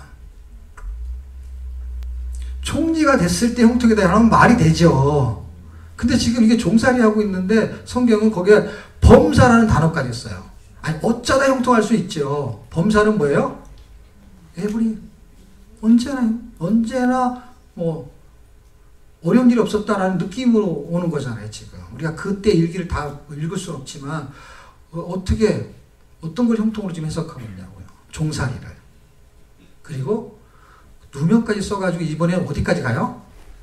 감옥까지 가요. 옥살이까지 해요. 근데 거기서 또 써요, 성경이. 형통이라고 하나님 말한 근거를 거기서 찾으셔야 돼요. 단어가 나와요. 주석을 볼 필요 없어요. 단어가 나와요. 뭐란 기준이 형통이라고 했을까요? 우리가 불통이라고 하는 거는 그 상황 자체가 불통이야. 그런데 그 상황 같은 상황을 우리가 살 수 있어요. 예수를 잘 믿어도.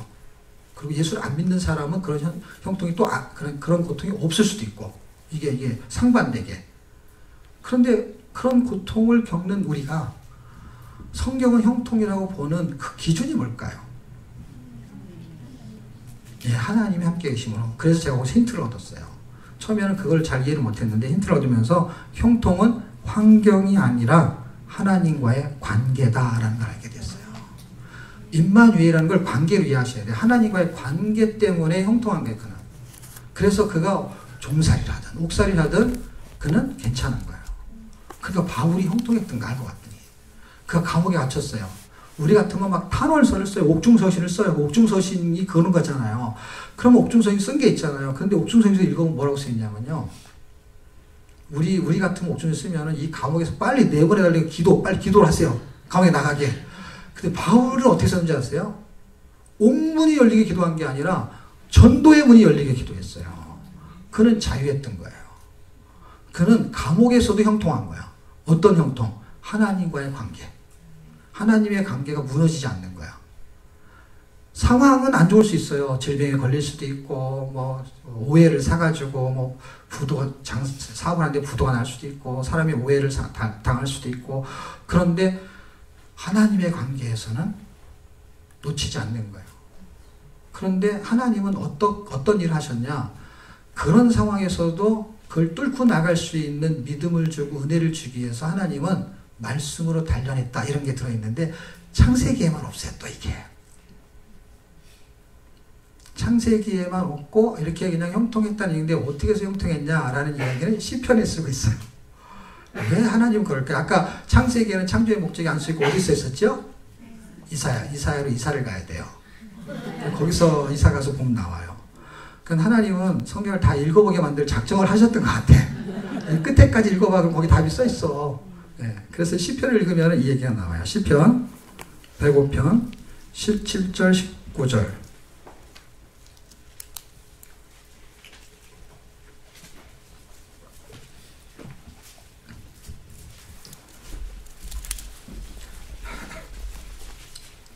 찾았으면 같이 읽었으면 좋겠는데요. 시작.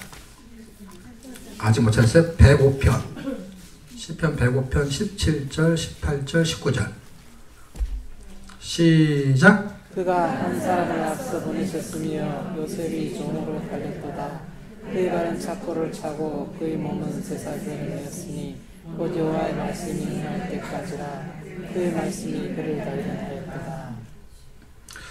저는 시편 읽다가 이걸 우연히 읽게 되면서요. 저는 이렇게 컴퓨터로 성경을 공부하는 그래서 뭘 설계하고 찾고 그렇게 해본 적이 별로 없기 때문에 제가 성경 읽으면 되게 감동이 있어요. 왜냐하면 여기 이런 말이 나오네. 사실 이렇게 단어를 줘봐 컴퓨터로 찾으면 뭔가 똑같은 단어를 찾아낼 수가 있어요. 저는 그렇게 성경 읽은 적이 별로 없거든요. 그리고 설교도 그렇게 해본 적이 없고, 그러니까 설교를 해도 성경만 읽어야 그냥 그렇게를 설교를 많이 했던 경험이 있고, 또 10년 동안 성경 읽을 때는 막 하루에 10시간씩 읽으면서 단행본, 책, 신문 이런 걸 한 번도 본 적이 없어요. 그러니까 성경을 많이 읽었는데 어느 날 읽는데 이 세상에서 이게 나오는 거예요. 그냥 어느 날 읽는데 시편에서 이게 보이는 거예요. 제가 성경 어떻게 읽었냐면 로마서를 1000번 읽었어요. 그리고 로마서부터 히브리서까지 1000번을 읽었어요. 그리고 마태복음부터 요한계시록까지 1000번을 읽었어요. 그리고 창세기부터 요한계시록까지 1000번을 읽는데 500번쯤 읽었을 때가 10년이 됐어요. 별로 안 놀라시네. 10년을 읽어야 그 정도. 근데 그때 하여튼 10년 감수를 했어요. 죽을 뻔했어요, 아주. 근데 그때 출판에 찾아와서 책을 쓰게 된 거예요. 네. 그렇게 읽었기 때문에 이렇게 읽었잖아요. 그래서 이제 로마서 같은 경우는 한 3000번 넘게 읽게 된 거예요. 그리고 공부를 한 건 아니지만 많이 읽으면서 하나님이 말씀하시는 거를 주는 하나님의 인사이트가 있었어요. 그러니까 머리를 굴릴 수가 없어요. 빨리 읽기 때문에요. 그래서 읽는 것 자체로서 분석하고 할 수 있는 데이터가 없어요. 근데 하여튼 많이 읽었어요. 그래서 어떨 때는 그게 어디 있는지 모를 때도 있어요. 그냥 빨리 많이 읽기 때문에. 외우지 않으면 잘 모를 때가 있어요. 많이 읽어도. 왜냐하면 정속도로 읽는 게 아니라 상당히 빨리 읽거든요. 제가 하나님 주신 저의 마음은 성경을 2배속 정도는 읽고는 있었는데 2배속은 이제 50시간을 기준으로 할 때 2배속은 25시간을 말해요. 시중에 나와 있는 거는 25시간이 아닌 2배속도 많아요. 처음부터 느리게 읽어가지고 2배속은 속도가 틀린 거죠. 25시간짜리는 아마 처음 들려주면 안 들릴 정도로 빨라요. 그 정도는 이제 평상시 속도로 들려요. 이렇게 천천히 아나운서가 말하는 것처럼 들릴 정도로 귀가 발달이 된 거죠. 그건 누구나 할 수 있어요. 그리고 누구나 할 수 있는 거를 지금 많은 사람들이 해요. 제 강의를 들으면 금방 다 해요.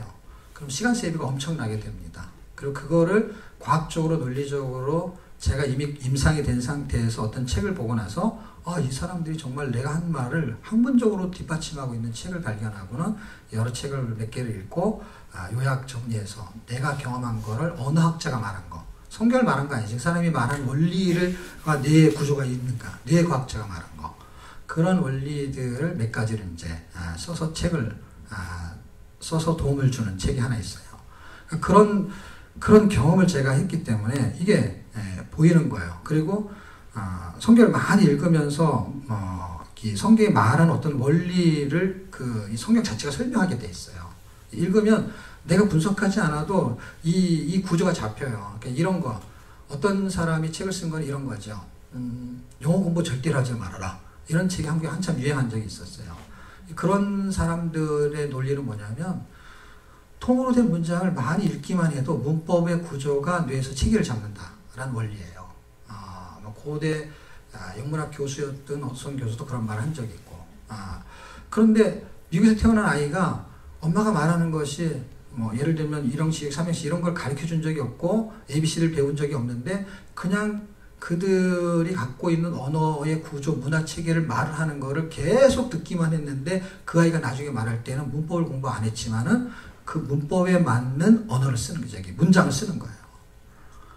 그거를 나중에 그 책을 알게 됐는데, 저는 성경을 많이 읽었잖아요. 많이 읽으면서 어느 날 보니까 제가 쓴 책이 크게 2개가 있는데 66권을 한 권은 성경을 2개로 나눠서 구조를 잡는 거예요.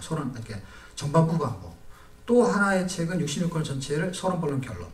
구조를 제 마음대로 잡을 수 있는 구조체계가 잡힌 거예요. 그러니까 읽으면 그걸 알 수 있어요. 이렇게 찾다 보다 보면은 제가 이제 시카고 들어서 달라스에서 이렇게 왔는데, 달라스 같은 경우에는 산이 없잖아요. 그 여기 이렇게 오면서 산을 보면서 왔거든요. 그러면은 그게 미국 안에 있는 한 주잖아요. 그럼 66권 안에 있는 한 권이란 말이에요, 그것이. 그러니까 그런 식의 구조가 보이는 거예요. 사람 눈으로 보기에 다 틀리잖아요. 그런 식으로 보이는 거야. 이건 이런 구조구나, 이건 이런 구조구나. 그렇게 볼 수밖에 없어요. 이렇게 보여줘요, 신기하게도.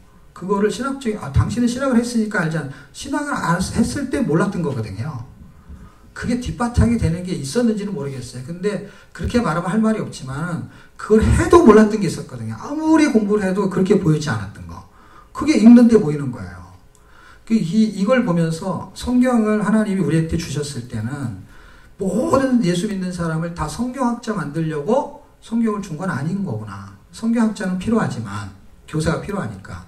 그런데 성경을 준 거는 그런 교사의 도움을 받으면서 성경을 읽고 은혜를 받아서 이렇게 살기를 원하는 게 목적이라면 충분히 살 수 있는 내용을 뭔가를 담고 있는 건데 희한하게 비밀처럼 기록되어 있다라는 거를 바울이 계속해서 말하는 걸 보면 성경은 뭔가 비밀스러운 책이다.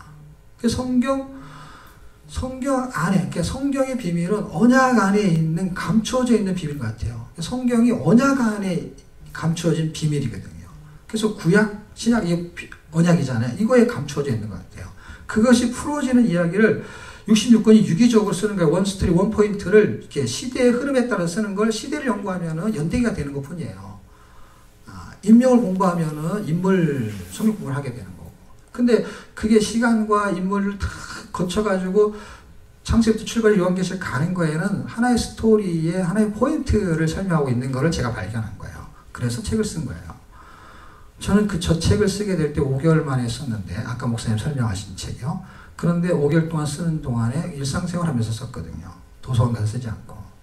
그러니까 10년 동안 읽었던 것이 책을 쓸 수 있는 노하우가 된 거야. 나름대로 이렇게 바탕이 된 거예요. 쓸 때는 묵상을 하고 힘들어요. 왜냐하면 그 패턴을 맞춰 써야 되니까. 그런 연습을 해본 적이 없기 때문에.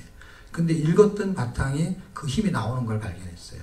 성경 읽기는 그렇게 책을 쓸 수 있거나 그 내용을 담아낼 수 있는 것만 있는 게 아니라 믿음 에너지를 축적할 수 있어요. 지금 성경은 그 믿음을 주는 게 단련시켰다라는 거예요. 그 단련시켰다라는 게 어떤 의미를 부여하냐면 말씀이 응할 때까지라는 거예요. 여호와의 말씀이 임할 때까지 그의 말씀이 그를 단련하였다. 우리가 성경을 읽는 거는 사실은 하나님의 말씀대로 살게 하는 성경의 의도가 있는 걸 알게 됐어요. 지금 보세요. 말씀이 그를 단련하였다 그랬는데 지금 우리가 말씀을 읽잖아요. 그럼 말씀을 우리를 그렇게 지금 훈련시키고 단련시키고 있는 거예요. 우리는 모르지만. 근데 말씀을 계속 읽는 사람은 자기도 모르게 단련이 되는 거예요. 여러분, 옛날에 김일 이런 선수 아세요? 그 레슬링 뭐 할 때. 그러면 그 사람이 특별히 머리가 단단한지 모르지만은 뭐 당수 이런 거 있잖아요. 그런 거 운동하는 사람이 할 때 처음부터 이게 뭐죠?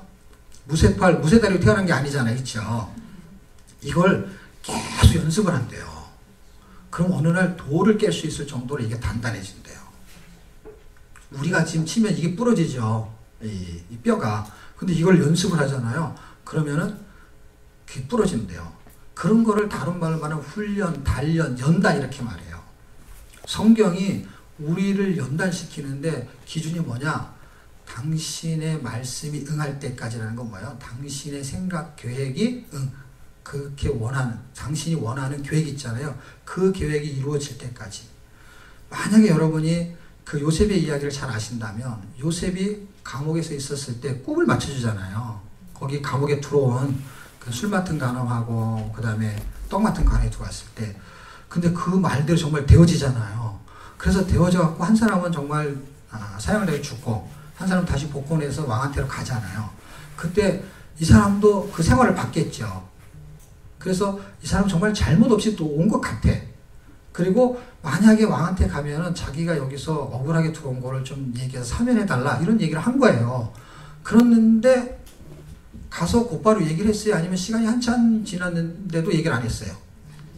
얘기를 안 했잖아요. 저는 그때는 몰랐는데 나중에 이 시편 이런 걸 다 보면서 느낀 게 뭐냐면 말씀이 응할 때까지의 시간이 아직 안 된 거예요. 그러면 요셉의 상태는 어땠을까요? 거기는 써있지 않아요. 근데 제가 시편을 보면서 유추할 수 있는 거예요. 요셉은 그때 나갔으면 말씀이 응하는 게 아니라는 거예요. 그때 나갔으면 형들은 다 죽는 거예요. 요셉에게 그런 성품이 있는지는 성경이 설명하고 있지는 않지만 어떤 면에서는 요셉이 그냥 자연인이라면 그 형들을 용서할 수 있는 힘이 아직은 없는 거예요. 응할 때까지. 그래서 50장에 이런 데 읽으면은 그 형들이 한 잘못을 용서하잖아요. 용서하는 마음이 처음부터 있었을까? 처음부터 있었으면 사람이 아니죠. 예. 이게 그리스도를 의인에 대해서 설명한다고 하더라도 그럴 수가 없는 게 다윗도 그렇지 않거든요. 인간의 모습이 그냥 나오거든요. 예수 그리스도를 예표하지만은 실제 인간의 모습이 나오는 것처럼 요셉이 그렇게 인신매매당하고 종살이 옥살이 했을 때 이거 뭐 하나님 하신 거니까 다 용서해야지 이러면 사람이 아니죠. 근데 사람에게 투영시키면서 그리스도를 대연하는 거기 때문에 인간의 모습이 있는 거거든요. 그런데 그 기간이 그런 거였으면 기간을 기다릴 필요가 없는 거예요. 근데 단련을 시켰다는 걸 잘 생각해요. 단련했다는 건 뭐예요? 하나님의 뜻에 합당할 때까지 단련했다는 거잖아요. 그러니까 그 기간이 안 된 거죠. 안 됐다는 건 뭐예요? 그때도 이를 조금 갈았다는 거지. 아주 약하게. 많이 좋아졌지만. 예? 단련이 되는 거예요. 우리가 성경을 읽는 것은요. 하나님 우리를 단련시키는 거거든요. 어떤 거? 하나님께 영광 돌릴 수 있는 존재감으로 계속 세워지게 만들기 위해서. 응할 때까지라는 건 뭐냐면 당신의 계획대로 될 때까지잖아요. 계획대로 되는 건 뭐예요? 하나님이 용서하기를 원하시면 용서해야 되는 거고 사랑하기를 원하면 사랑해야 되는 거고 단지 우리가 시간차가 있고 잘 안 되는 그런 연약함을 갖고 있지만 그런데 성경은 계속 그걸 단련시킨다는 거예요.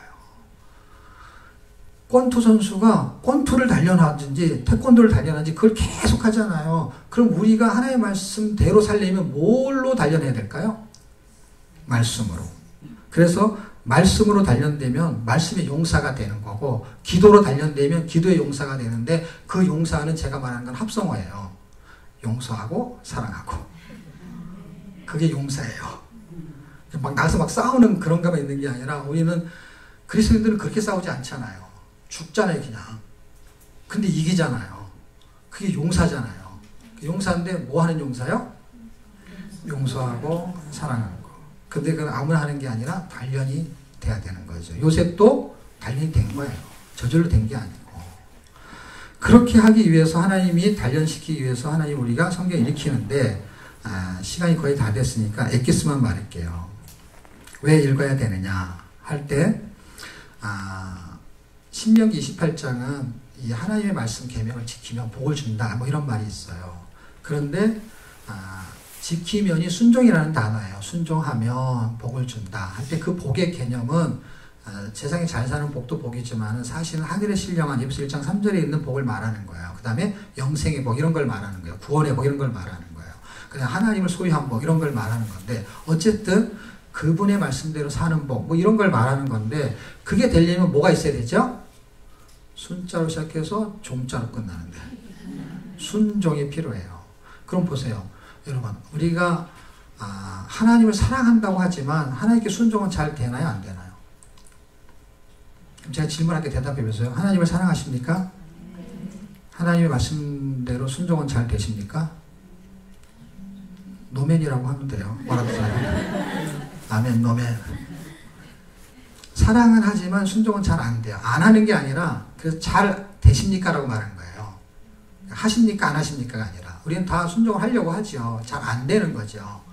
그러면 사랑은 잘 됩니까? 근데 사랑은 잘 되냐 안 되냐 물어보지 않고 사랑하십니까? 할 때 다 아멘 했잖아요. 그러니까 안 사랑하지는 않는다는 거죠. 사랑을 하는데 사랑을 하는 방식의 차이는 있겠죠. 그런데 만약에 사랑을 하는 방식의 차이가 순종을 하는 거하고 이꼬르가 된다면 지금 우리는 사랑을 하기는 내가 하지만 내 방식대로 하기 때문에 하나님은 사랑을 받지 못하고 있는 그 사랑을 하는 거예요. 소통이 안 되는 사랑이죠. 엄마는 자식을 위해서 뭔가 막 하는데 애는 되게 귀찮은 거야. 내가 콩 싫어한다고 콩 싫어하는데 엄마는 콩을 먹여야 되는 거야. 그냥 너 밥 먹기 싫은 거야. 근데 엄마는 밥 먹기 싫게 하는 이유가 밥 먹기 싫게 하려고 한 게 아니잖아요. 그 영양가를 먹어서 좀 잘 자랐으면 좋겠는 거잖아요. 그게 사랑이었잖아요, 사실은. 근데 그게 안 통하는 거잖아요. 그런 것처럼 우리가 하나님을 사랑한다고 하고 우리가 하나님을 경외한다고 하는데 그게 기록 목적이에요. 성경의 기록 목적은 하나님 영광 받는 건데, 영광 받는 거가 우리가 뭘 해야 되잖아요. 근데 우리가 뭘 할 때 영광을 받는 거야. 그러니까 하나님이 성경을 써가지고 그 기준치를 만든 거예요. 매뉴얼을. 어떤 걸 해야만이 하나님 영광이 돌려지고 나는 그 하나님 경외하는 존재가 되는 거죠.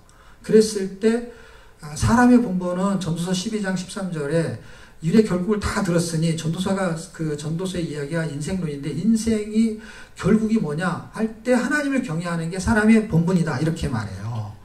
그리고 신명기에서 뭐라고 하냐면은 4장, 6장, 10장에서 뭐라고 말하냐면, 들으라 쇠마 이스라엘 하면서 길 갈 때나 잠잘 때나 뭐 할 때나 하여튼 무슨 일을 할 때든지 자녀에게 이거를 가르쳐라 라고 하는데, 하나님을 경외하고 사랑하는 걸 가르쳐라.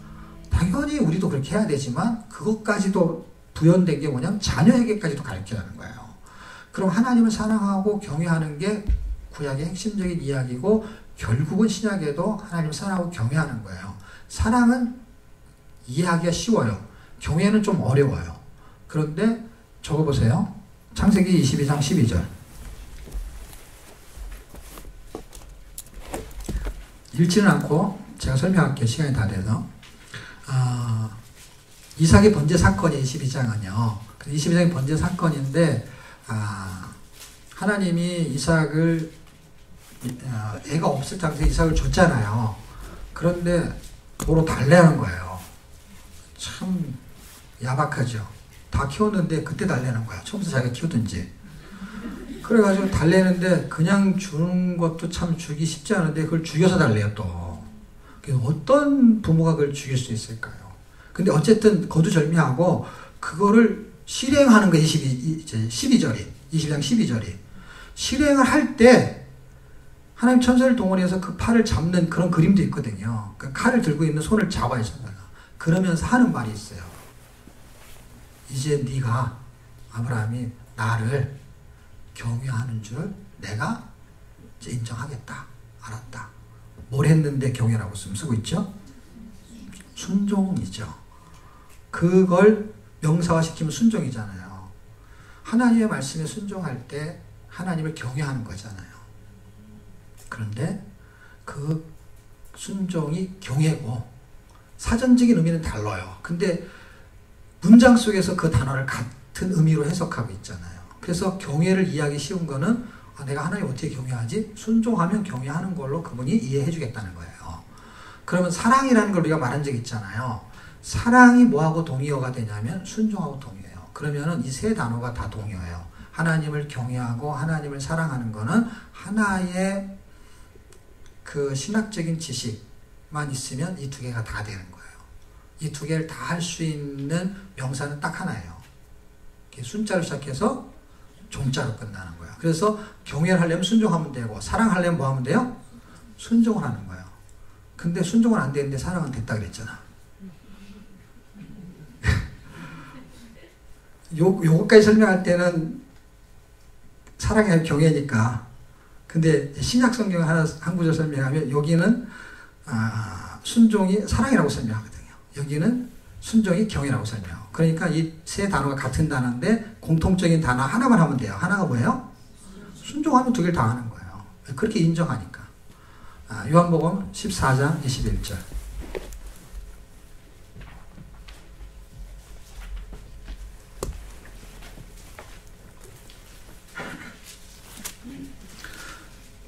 그 성경 구절은 이렇게 써있죠. 나의 계명을 가지고 지키는 자라야 나를 사랑하는 자니, 나를 사랑하는 자에게 나도 그를 사랑하여 그에게 나를 나타내리라. 하나님과 사람이 사랑하는 방식을 그 한 구절에 너무 정확히 할 수 있어요. 그리고 사전을 찾아볼 필요가 없어요. 그 문장에서 그냥 이해가 되지 않아요, 여러분? 그러니까 뭐 헬라어 히브리어로 공부하지 않아도 되는 거지, 그 단어 자체를.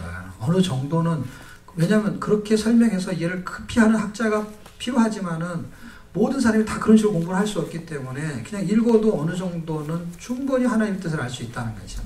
애들도 그렇고. 그러면 계명을 지키는 자, 지킨다는 그 순종을 사랑으로 받잖아요. 그러니까 순종이 사랑이에요. 그때 사랑이라는 것이 하나님이 우리를 사랑하는 것과 우리가 하나님을 사랑하는 것의 차이가 아까 소통이라는 걸 말했었잖아요. 하나님이 우리를 사랑할 때 보세요. 사람이 사람을 사랑하는 사랑으로 생각하기 때문에 틀린 거예요. 그리고 사람이 사람을 사랑하는 거 되게 아름다운 거예요. 근데 사랑하는 방식이 있잖아요. 사람이 개, 고양이 이렇게 동물을 사랑할 수 있잖아요. 근데 사람처럼 사랑하는 것도 틀린 거잖아요. 그 다음에 사람이 자연을 사랑할 수 있잖아요. 그건 조금씩 다르잖아요. 그러니까 인간이 하나님을 사랑하고 하나님이 사람을 사랑한다는 걸 너무 쉽게 생각한 거예요, 우리가. 왜냐하면 사랑이라는 거에는 굉장히 같은 의미를 갖고 있지만 사람이 사랑하는 거에 어떤 형식이 있잖아요, 형태가. 근데 나무를 사랑한다고 하면서 나무를 잘라가지고 같이 영화 보러 가자, 그럴 수는 없잖아요. 영화를 보러 가는 게 사랑이라고 할 때 사람은 그럴 수 있잖아요. 밥도 같이 먹고. 산에 있는 나무를 사랑해서 그거를 잘라가지고 영화를 보는 걸 사랑이라고 생각하면 그거는 나무한테 사랑이 아니잖아요. 그런 것처럼 아주 유치한 이해를 하면은 하나님도 이해할 수 있는 거예요. 인간이 하는 사랑 같은 사랑이 하나님과 사랑하고 다른 건 아니지만 비슷한데 하나님은 뭘 사랑으로 생각하냐면 내 말에 순종하면 나를 사랑하는 걸로 내가 느끼겠다는 거잖아요. 그러면 하나님이 나를 사랑하는 건 어떤 거예요? 나한테 그분이 순종하는 건 아니잖아요. 그렇죠? 관계가 그게 아니니까. 그럼 뭐예요? 하나님이 나를 사랑하면 그분이 요셉한테 임마누엘, 그게 나타나는 거예요. 나에게 나타나는 거예요. 그를 사랑하면. 그래서 아브라함한테도 나타나요. 이삭한테도 나타나요. 그랬을 때 이삭이 운물을 계속 뺏었잖아요. 누가. 그렇죠? 예? 기억나세요? 계속 운물을 뺐는데 어느 날 와서 손을 내밀잖아요. 뭐라 그러면서 손을 내밀어요? 하나님이 너와 함께는 우리가 봤다는 거예요. 이방인이 본 거예요. 하나님이 함께하는 거는 지금 뭘 상징하고 있는 거예요? 요한복음 14장 21절을 근거하면 뭘 상징해요? 하나님이 그와 함께하는 것으로 지금 설명하고 있잖아요. 내가 너를 사랑하여 하면서 사랑하면 우리는 원하는 게 뭐예요? 돈을 주던가. 내가 원하는 걸 해야지. 내가 느끼는 사랑은 내가 교회 와서 기도하면 그걸 들어줘야지. 기도하면은 우리 아이들 잘 되게 하든가. 그게 나를 사랑하는 거지, 하나님이. 근데 그렇지 않잖아요. 그럴 수 있지만 지금 성경이 말하는 건 뭐예요? 하나님이 요셉을 사랑했을까요? 안 사랑했을까요? 사랑했으면 종살이 시키지 말든가. 옥살이 시키지 말든가. 누명을 빨리 벗어주던가. 꿈만 맞추게 왜 맨날. 꿈 맞추는데 감옥에 있어야 돼. 꿈을 꾸게 하고 종살이 하게 만들어. 지금 우리가 하나님 열심히 믿고 있는데 왜 지금 이렇게 살게 하냐고. 하나님 나를 사랑한다며. 그거하고 다르잖아. 지금 다르게 나타나. 어떻게 해요? 그분이 나하고 함께 하겠다는 거잖아. 근데 함께하는 능력이 얼마나 세면은 아브라함한테 나타날 때도 보세요. 아브라함이 하나님과 함께하는 걸 보면서 어떻게 해요? 아브라함의 아내가 누구죠? 사자로 시작하죠. 누이라고 막 해가지고 뺏긴 적 있잖아요. 그런데 다시 돌려주잖아요. 왜? 아브라함 힘 하나도 없었어요. 뭘로? 싸움으로 하면. 그런데 이 권세를 갖고 있는 그 왕이 그 힘없는 아브라함 옆에 뭘 보고 있는 거예요? 하나님이 계신 걸 본 거예요. 이삭도 똑같은 사건이죠. 그렇죠? 운물 뺏었을 때. 그럼 우리같이 힘없는 사람이 사실은 하나님 사랑한다는 것은 하나님 분명히 우리를 영적인 세계에서 보호할 것이며 뭔가 어려운 힘든 상황 속에서 반드시 그분이 우리와 함께 하신다는 것을 우리가 느낄 수 있다면 그분이 우리를 사랑하는 거예요. 그분이 사랑한다면 예수님 잘 믿는 사람들을 사자부대게 하면 안 되죠. 근데 거기에 같이 있었다는 거 아니에요. 옛날에 모래의 발자국 그런 거 많이 실을 써가지고 막 엽서 본 적 있잖아요. 그래가지고 옛날에는 발자국이 4개였다는 거예요. 자기 발자국 2개, 예수님 발자국 2개. 그리고 어느 날 그때는 바닷가를 거닐 때 얘기하면서 걸었다는 거예요. 막 옛날에 어떤 일이 있었고 재밌는 얘기. 그래서 자기가 고난이 찾아왔다는 거예요. 고난이 찾아왔을 때는 발자국이 2개밖에 없다는 거예요. 그게 지 발자국인 줄 알았지. 그게 예수님 발자국이었다는 거예요. 내가 너를 업고 걸었노라. 고난을 같이 감당했다는 거죠. 결론을 말하면 순종이 맞는데 순종을 하려면 뭐가 있어야 되느냐. 아까 말한 대로 믿음이 있어야 돼요. 로마서 1장 5절 믿어 순종하게 하나니. 구원은 믿음이 있어야 돼요. 그러나 구원의 삶도 믿음이 있어야 돼요. 그래서 키가 하나예요. 아까 같이 순종 하나로 경외와 사랑이 되는 것처럼 믿음 하나로 구원, 믿음 하나로 순종이 되는 거예요. 그래서 믿음 하나로 구원이 되는 단어는 똑같은데 성격이 달라. 에베소 2장 8절 9절은 너희가 그 은혜를 인하여 믿음으로 말미암아 구원 얻었나니. 그런데 로마서 1장 5절은 믿어야만이 순종할 수 있다. 아는 것 가지고는 순종이 안 돼요. 알았지만 안 되는 거잖아요. 근데 믿어져 보세요. 믿어졌기 때문에 사자밥이 된 거거든요. 믿어지지 않았으면은 내가 예수 믿는다고 거짓으로 믿는다고 하면서 사자밥이 될 필요가 없는 거죠. 나는 지금 안 믿어지는데 뭐 하려고 사자밥이 돼요. 나는 예수를 지금 믿고 있기 때문에 사자밥이 되는 거죠. 그러니까 지금 우리는 안 믿는 거예요. 그냥 아는 거죠. 믿어지면은 그렇게 될 수가 없어요. 그럼 믿어지면 어떻게 되느냐 할 때 제 감정도 좀 있긴 하지만 다음 기회에 믿어질 때가 있는 거예요. 이게 나는 공부를 했잖아요. 그러니까 아는 게 있고 믿어지는 경험을 한 거예요, 제가. 그래서 제가 확신을 갖고 말하는 거예요. 아는데 안 되는 거예요. 아는데 되는 거 있다면 그거는 교사, 가리키는 걸 할 수 있어요. 근데 믿어지면은요, 그렇게 사라져요. 살 수 있는 힘이 공급된다 이 뜻이에요. 지식이 공급되는 것처럼 이건 삶의 에너지가 공급되는 거예요. 그래서 믿어야 되는데 믿으려면 어떻게 되냐? 믿습니다를 첨언하면 된다면 그렇게 하면 되잖아요. 근데 그래도 안 되잖아요. 그거는 믿음은 들으면서 나고 로마서 10장 17절 믿음은 들으면서 나고 들음은 그리스도의 말씀이다. 그래서 그리스도의 말씀은 그분의 행적을 말하는 게 아니라 그분의 본질 생명을 말하는 거예요. 그래서 생명이 읽혀지면 그리고 우리는 그 생명을 읽을 수 있는 초점을 잡아주는 거예요. 그렇게 써있기 때문에 그렇게 읽을 수 있습니다. 그렇게 읽으면 성경이 우리에게 에너지를 줘. 어떤 에너지? 믿음의 에너지를. 그러면은 하나님이 원하시는 삶을 살아낼 수가 있고 그럼에도 고난이 있을 수 있지만 하나님 우리와 함께 계시고 그리고 우리는 형통한 삶을 살 수 있어요. 어떻게? 그것의 고난을 말씀으로 뚫고 수 있는 힘을 주시게 됩니다. 사랑하고 축복합니다. 다음에 만날 때까지 건강하시기를 축복합니다. 이상으로 마치겠습니다. 감사합니다.